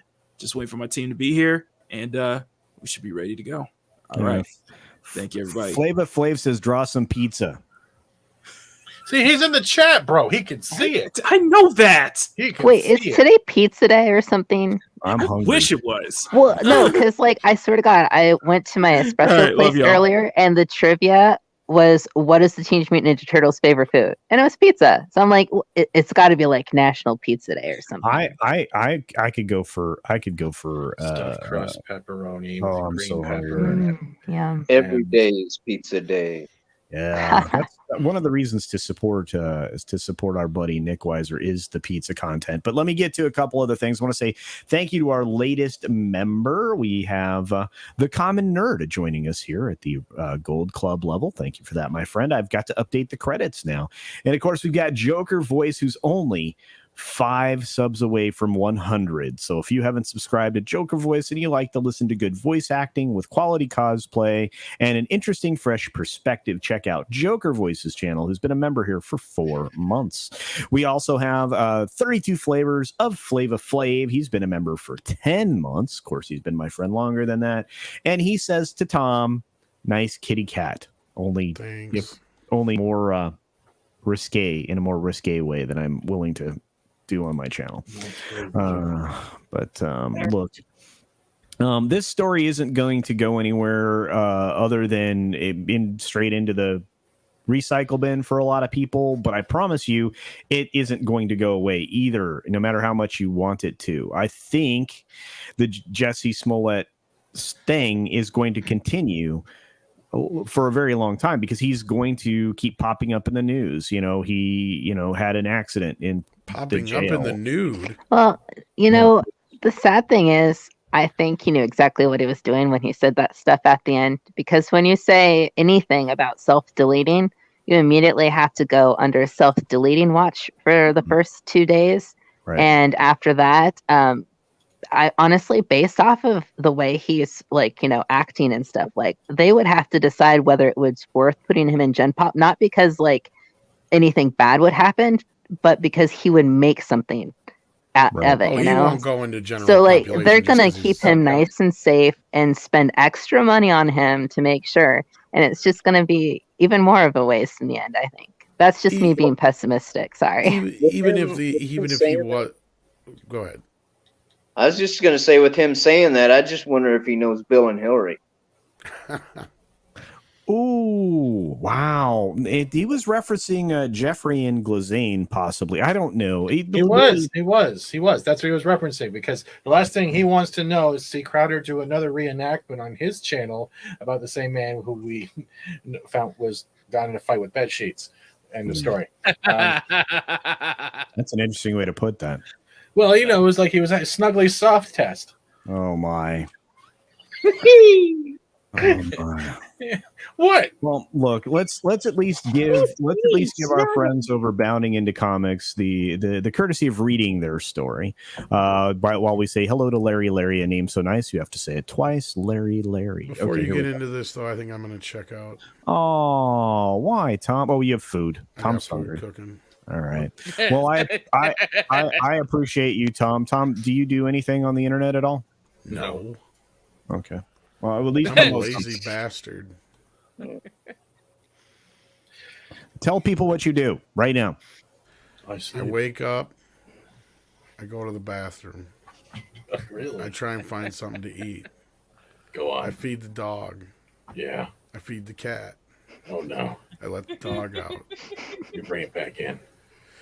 Then I sit there and stare into space for what feels like an hour, questioning what I should do with my life. Let the dog back in. And that. I don't know. I give up. And you make a real mean Batman impression. Mm-hmm. Better. He also loves He-Man. He's part of Midnight's Edge and Midnight's After Dark. He also helps with Toxic Femininity every Monday. And he still owes me $500 and hates my guts. Other than that, Tom, Midnight's Edge, ladies and gentlemen. Woohoo! I get it right? Hey. Crisco. Oh, thank you. Crisco Corp. Anyway, thanks for joining us today, Tom. I hope you have a lovely meal. I'm looking forward to hanging out with you again tomorrow over on Midnight's Edge in the morning on the Midnight's Edge channel, where I imagine we're going to cover some interesting entertainment subjects. That's what they tell me. Yeah. Do you have any special videos coming up? Well, we just dropped one before the show. Ooh, that's right. Go check out Midnight's Edge after you watch this show, Machini Draws, and all the other stuff. Go eventually watch their stuff over on Midnight's Edge. Night, kids. Thanks, Tom. See you, Tom. Do it. To himself. Anyway, real quickly, we'll give our friends this read.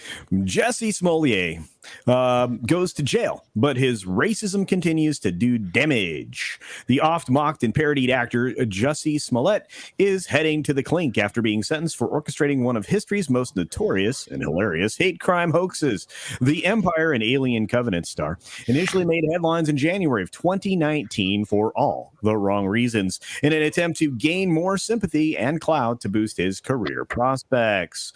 To recap, Smollett claimed that he had been assaulted by two white men wearing MAGA hats while soldiering bravely through a brutal polar vortex at around 2 a.m. in order to procure a Subway sandwich for himself. Was it toasted? Can Can I interject for a second? You want to know what the most believable thing about this story actually is? 2 a.m. Yeah, actually, being a New Englander, it actually makes sense to me. Soldiering a winter storm just to get a Subway sub. I actually believe somebody would do that in Chicago. I think that is the most plausible aspect of the story. And I tell you, if Subway was if things didn't close before it got dark under the table up here, I would brave a winter storm to get a turkey sub from Subway. What Subway place is open at 3 a.m.? There's also certain places. Zero. I wouldn't be surprised if there are, though. Yeah, I really in Chicago. My estimation is this is the most plausible thing. I'm in New England. You know, everything closes before the rats go to bed. For God's sake, you know. But there's also the whole mentality. I forget what day, if this was a weekday or a weekend, and it could have been a club night, because some stores and some complexes do stay open till late hours or open 24 hours because there's certain people that work at different shifts. So it would also depend whether or not he knew that and tried to use that. Subway wasn't a 24-hour Subway, because there are ones that have 12 hours. We'll do a little quick Google search. Are there Subways? But no one wears a MAGA hat in Chicago, do they? The only place I know that's open remotely that late is freaking our Taco Bells. Okay, Yeah, I've never ever seen a Subway that was open that late. Okay, and I've been around. The story itself is kind of pointless to even kind of debate over, just for the fact that of all the evidence and stuff that they figured out later that said that wasn't really what he was doing in the first place, you know? Okay, well, hang on a second. Where seriously, where did this happen? In Chicago. In Chicago. Well, Chirac.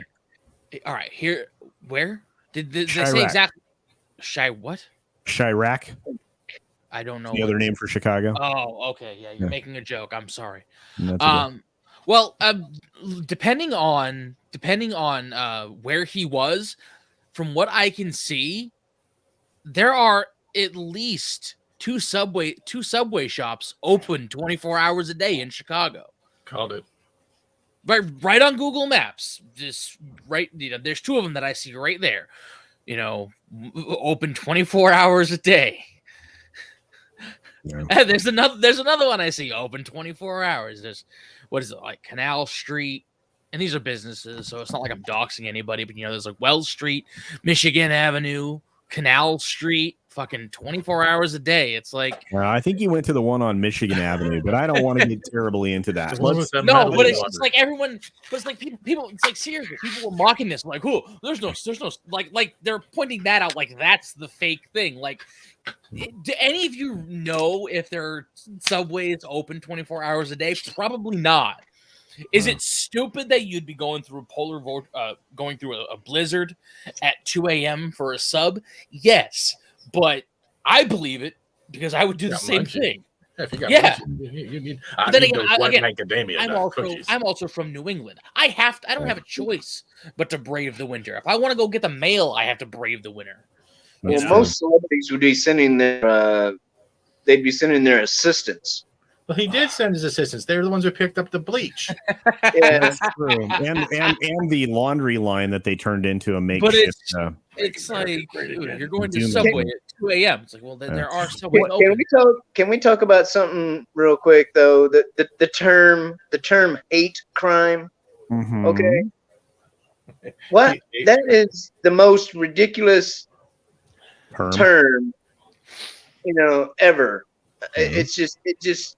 It's just there to freaking exacerbate things. It is such a pet peeve of mine. It's like, if there wasn't some hate involved, it wouldn't be a crime. Okay, Jesus. Well, no, and to be fair, most crimes can be committed and are often committed without a hint of hate. You never heard of a love crime, have you? Yeah, Lorena Bobbitt. But you know what I mean, though. No, Atlantean, that's totally true.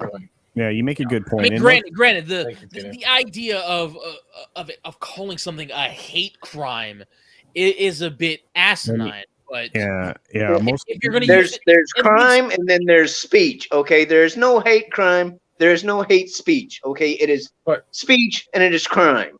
But I hate crime. I really do hate crime. I think crime is bad. I hate crime.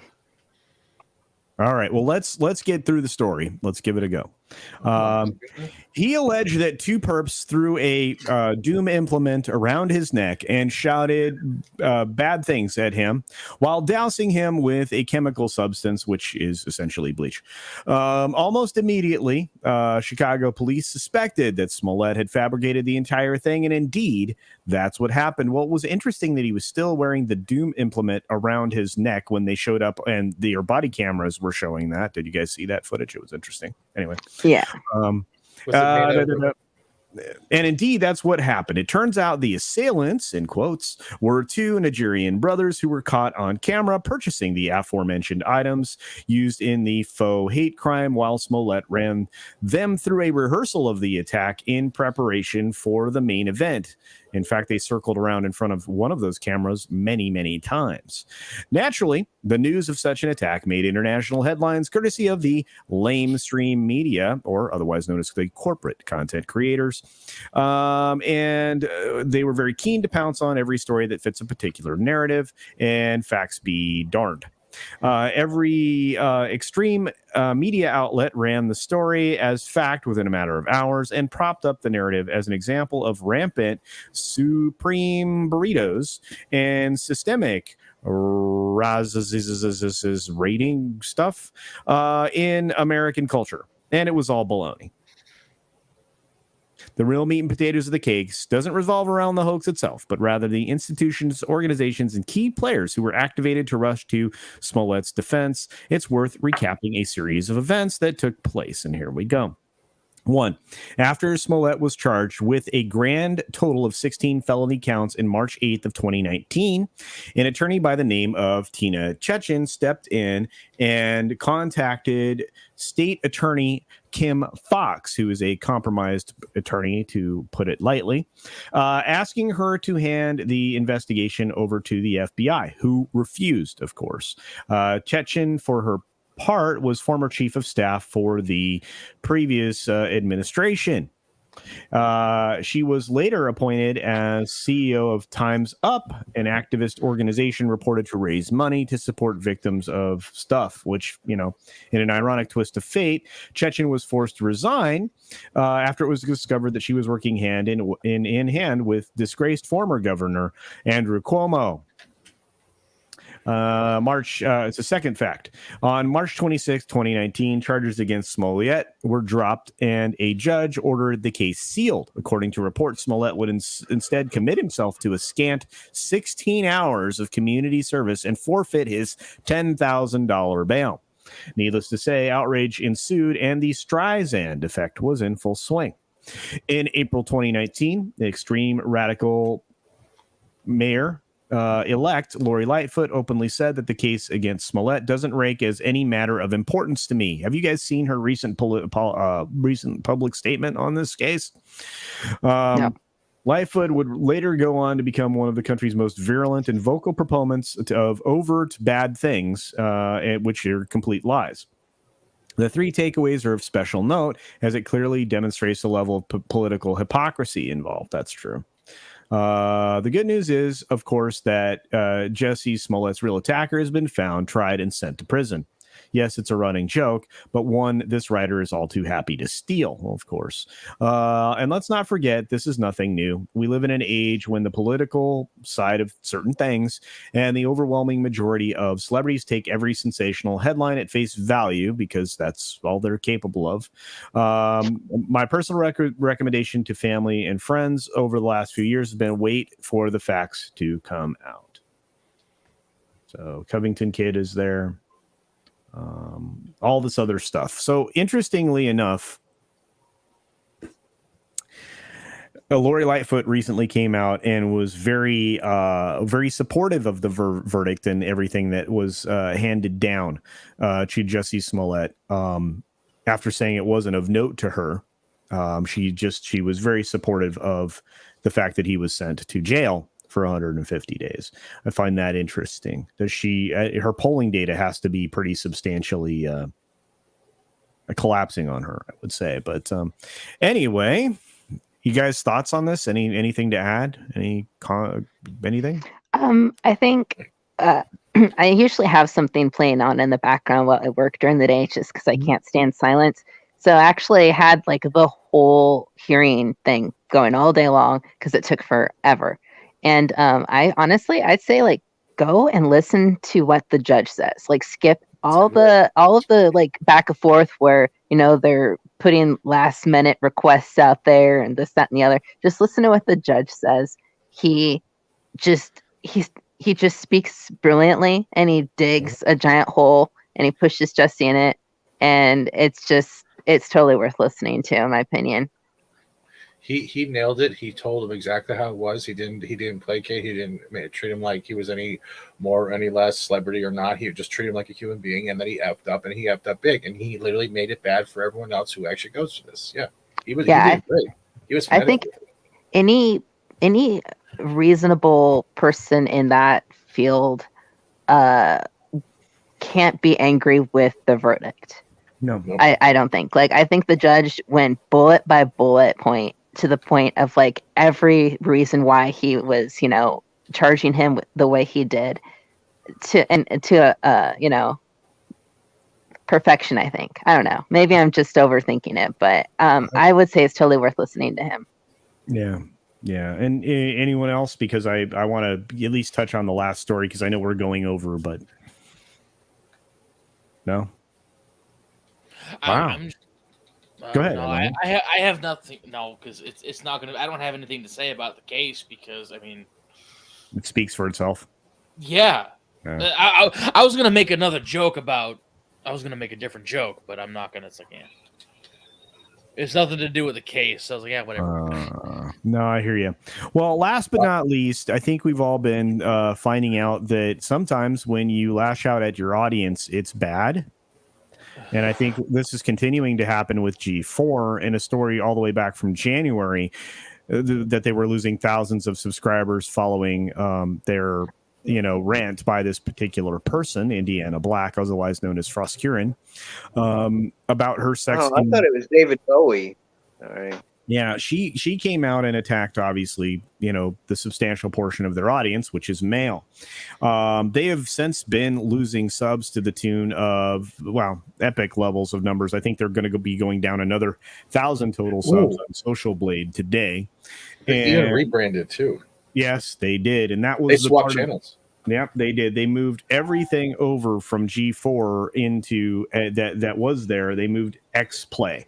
They also deleted or privated a certain number of videos and immediately removed like 134,000 watch hours all at once. And people are saying and the problem is there's people even debating saying, oh, they're still being successful, nothing's wrong. And I'm like, no one does a rebranding and does a swap if everything is okay.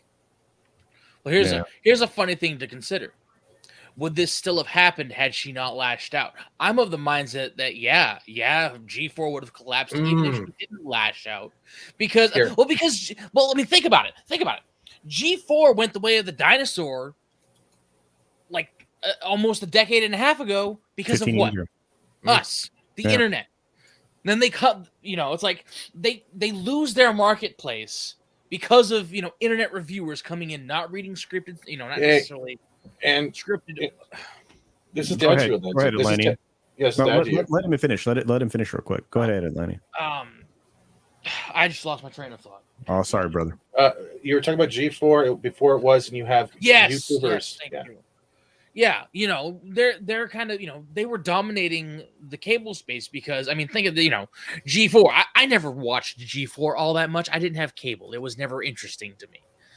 But, Tech Channel, video games, Attack of the Show. You had good-looking women on there.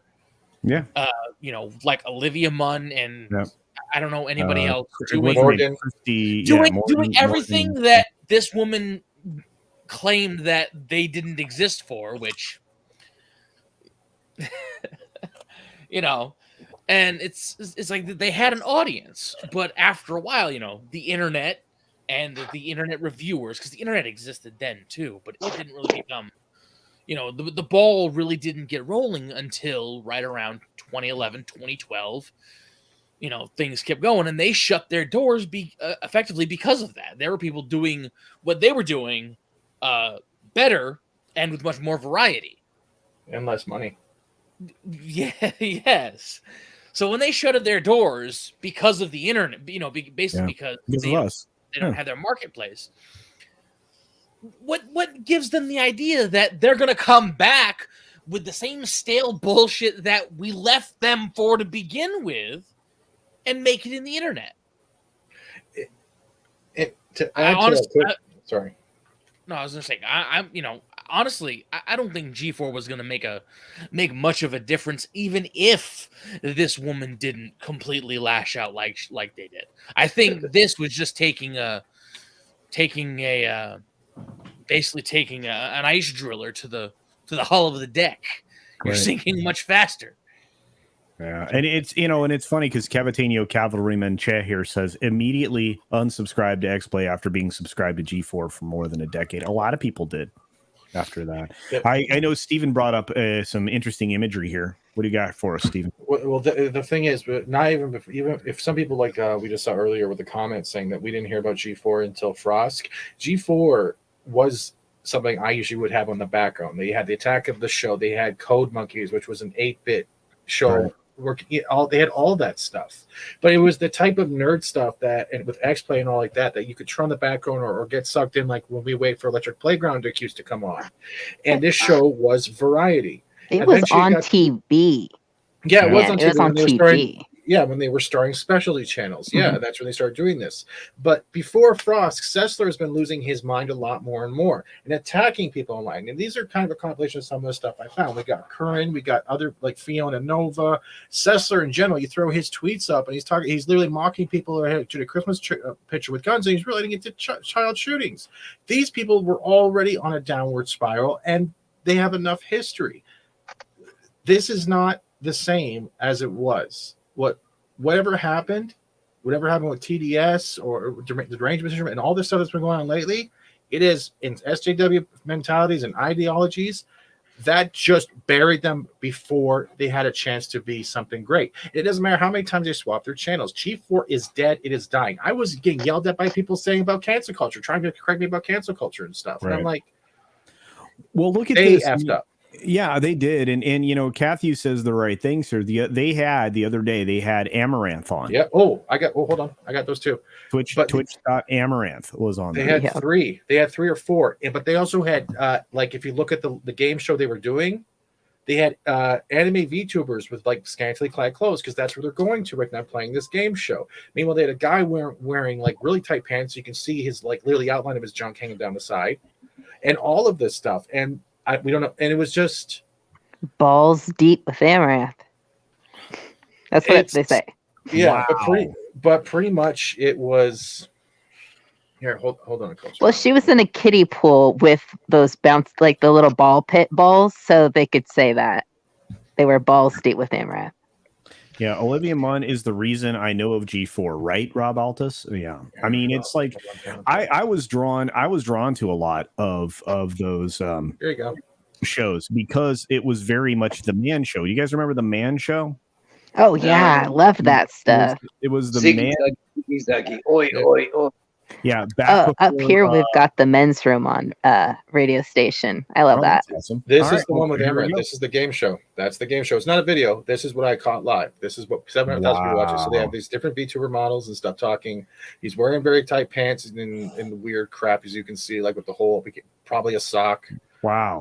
And then you got more of it here. There's Amaranth and there's other people and they're like it's just they had Iron Mouse, Snuffy, Amaranth, BB and 9ers, and this is supposed to be the awesome show. Who is the tall person next to Amaranth? I have no idea, but she beat this dude up with a foot prosthetic, and literally they're guessing how many pieces of meat are on a plate. That's really dumb. Wow. Well, content really doesn't matter as long as you got something nice to look at. Am I right? They weren't talking. Well, right. You don't really need people to talk or have a decent game or.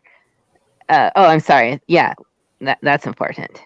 But this is what it is now, and it's under just chatting. And remember, Twitch in general is still a platform for gaming, meant for kids, right? So I don't know if they even had an 18 plus warning anywhere down here for the type of stuff being shown. Do you see where I'm going with this? Yeah. And this is like say on the front page. Oh wow, Monkey Jeebus worked on the Man Show and X Show. Awesome, bro.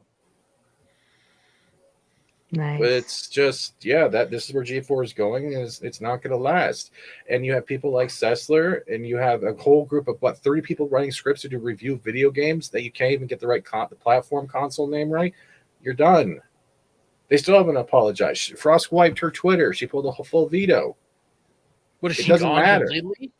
She wiped it when after the stuff happened, when she was trying to back things up. No matter what, G4 has become an ideological agenda principle, and that's what's ruining it. G4 before used to be about new tech. Chris Gore was on freaking G4. Speaking of which, and Olaf brought that up and says the only positive we have left from G4 is our friend Chris Gore. Speaking of which, you're in the near future on the Sunday Culture Review. Chris Gore will be a guest. Hanging out. DVD Tuesday. Tuesday. Dude, it was a great segment. And it was great. And now it's like having Twitter yelling at you while trying to be funny. And the one thing I've learned about this is G4 can't meme. And this is the prime example. G4 cannot meme. So they have to go to anime, weird, everything. Yeah, it's no leftist getting, can meme FS. I don't use left or right? Because I just don't. But it's one of those things. It's like you have to have humor. Mocking the ridiculousness is important. That picture is just dumb. I mean, I'm sorry. Where's the pool? All of a sudden I feel like we need the Campia thing. Look at the size of that suck. Yeah. Check out the shadowing there. I'm not one to point this stuff out. But it has to be a sock, because honestly that testicle is really needs to get checked out. It's in the wrong area. It's placating. I can't believe we're doing that. But I want to do this. I want to address some great stuff we have in the background, including the super chat from Blue Eyed Roof Korea in the base for $5, who says, LOL, G4 Hypocrites has famous streamer whose name begins with an A in a bikini on an associated channel. How soon before Frost call out her own company? She got told to shut the T up. I'm telling you right now. Yep. I could be the most optimistic and positive outlook, on the best case scenario, and I know this would never happen. Maybe they learned from the fan response that we want titties, right? Ooh. So maybe this is testing the water. Maybe if we put some stuff out there, more people come back. Because honestly, okay, how about they just shamelessly from this point on, if they just started showing, Amaranth level, entertainment with all your games and stuff, would you start? I would forgive them. I wouldn't forgive them, but I feel like they would actually be able to, get more people back that way. Right. I don't think they'll ever do that. I don't think they will either, but it is what it is. You talking about Frost? She went on that rant with Sessler, just being her cheerleader in the background. So it's like, it's like, you can't say, now she's, gonna be in trouble with her own people or whatever. Her own people are the ones that were cheering her on.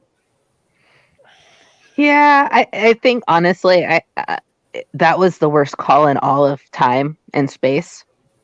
Because I think honestly, there was at one point, for whatever reason, all of the stupidity coalesced while they were all in a room, and they thought for one instance that would be the best rant ever. And then the second it came out of her mouth, and they were like, "Oh yeah, this is great," and then they saw the reaction.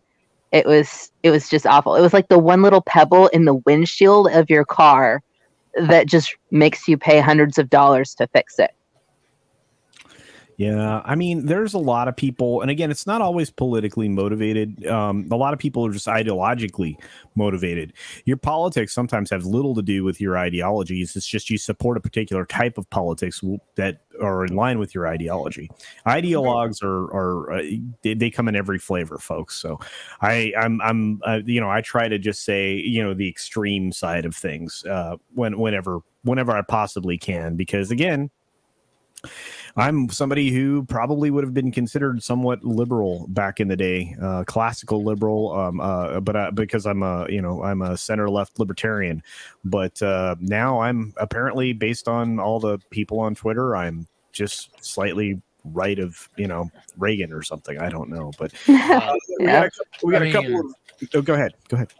I was gonna say, I mean, just from the shift in the way things are going, anybody who would have been considered a classical liberal or a classical Democrat is effectively corralled into being on the right, and that's not necessarily because.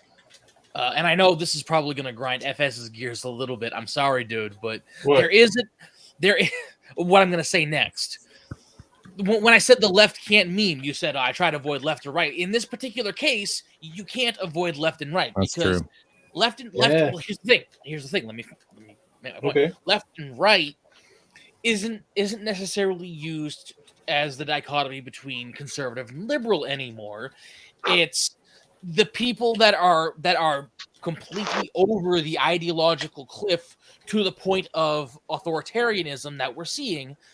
That is full-blown leftism. That is progressive. That's progressivism with a tumor that is terminal at this point. That's not even liberal anymore. That is full-on leftist. Yeah. But I will say this. Yeah, no, you're like I said, I understand where you're coming from. Yeah, it is. I know a lot of people want to say, "Oh, I don't want to take sides," but no, it is completely fair to make that distinction. Just like, it would be. But I think the sides. I think if we're gonna have sides, I think we have people who want freedom and people who want authoritarianism. I think those are the two sides now.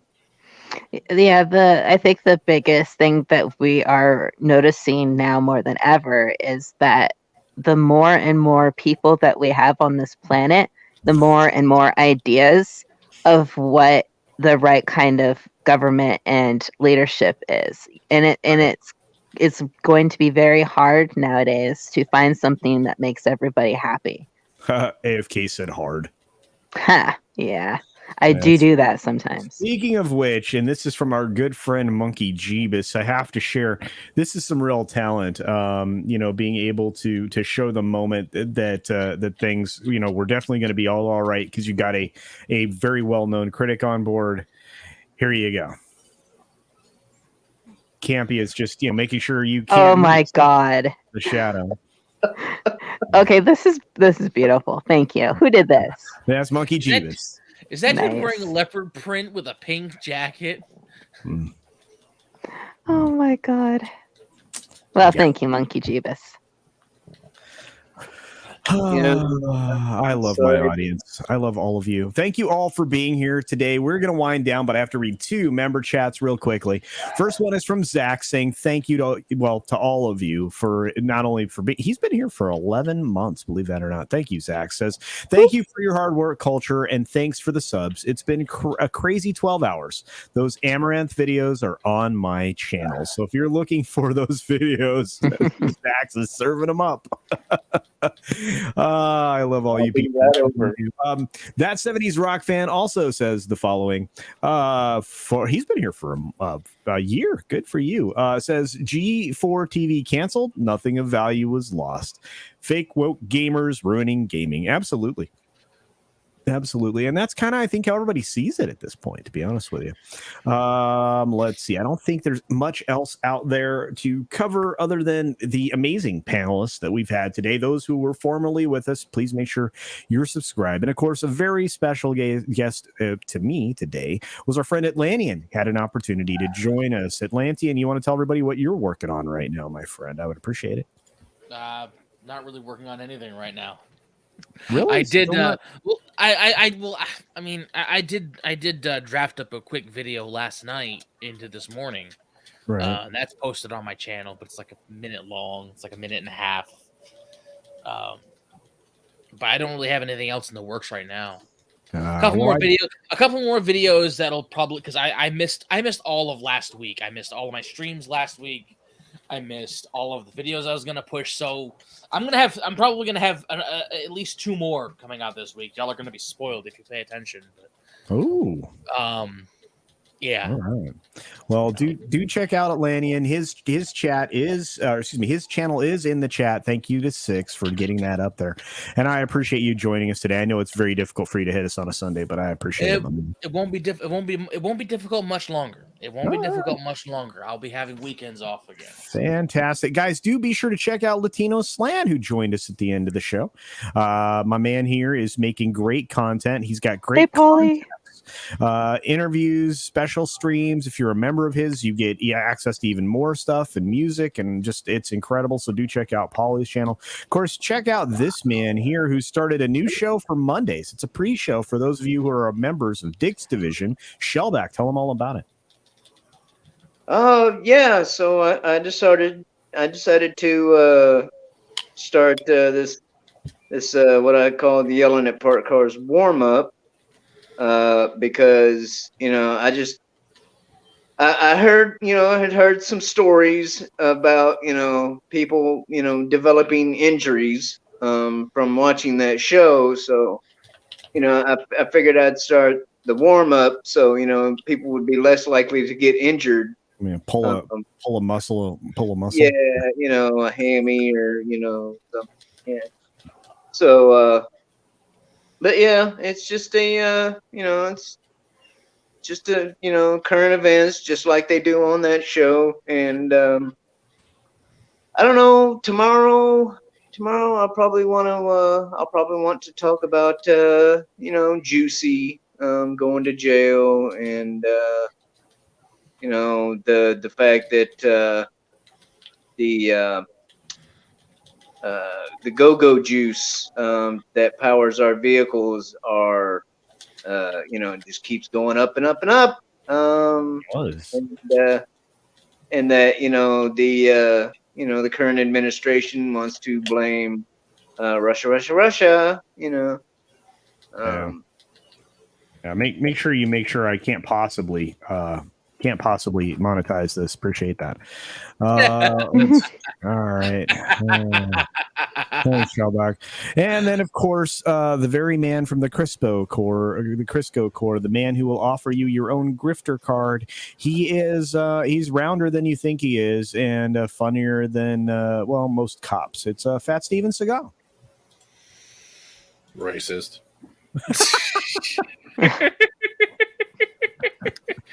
That's right, Fat Steven. I figured with cars. CultureCasino. I made a joke for Google. Thanks, Mom. Hi, Culture. Thank you for having me again and regretting it later. But yeah, you know me. I've been covering a lot of things from Ottawa to the U.S., across the U.S., and now in D.C. with convoys, streamers, protests still going on, as Atlantean's still losing his shit. I am not supported or sponsored by Subway. Are you going to be okay? No. Probably not. Racist.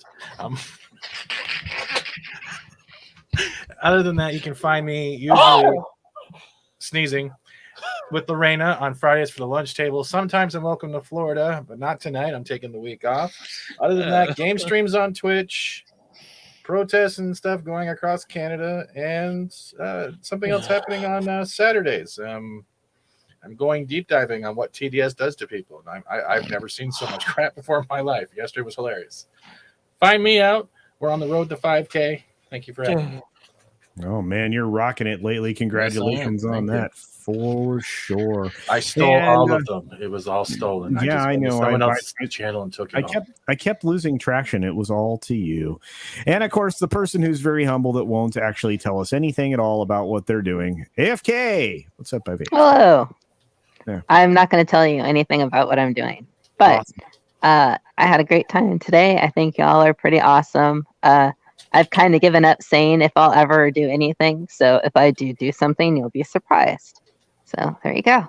Yeah, and obviously the time around the show for some of you changed. I tried to keep it consistent for others. We had a time change. It happened at 2:30 a.m. wherever you are. So check your clocks. They're probably wrong if they're not connected to the internet. Other than that, thank you all for being here. You guys were incredible. I will see many of you tomorrow at the 6-minute daily. The video for tomorrow is already queued. It's Disney related, so I'm sure you won't want to miss it. And yeah, we are knee deep in the production of the CNN long form video that I hope will be out on Thursday. You're going to need to pack a lunch for this one. It's long. And with that being said, thank you so very much. If you have not subscribed to Joker Voice, get just one more sub. Just sub him so he can hit that $100 mark. Culture. Yeah. I forgot to do a culture. I'm also on Twitch. I'm also on Odyssey. I'm also on Rumble, and I'm now also on Locals and Getter. That's right. This is all true. Yeah. This is all true. And with that being said, I will end the show the same way I always do. Be sure to take care of yourself, take care of others. Wash your hands, of course, because it's good hygiene. It really is. And if I see you walk out of a bathroom without doing it, I will call you out. And next time, bye.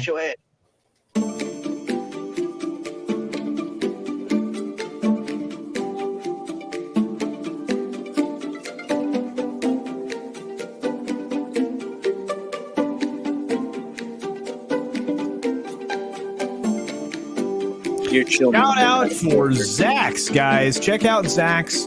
Go over there and check out Zach's channel. Let's get it done, folks. Appreciate you all. You still haven't updated this thing. 3 weeks.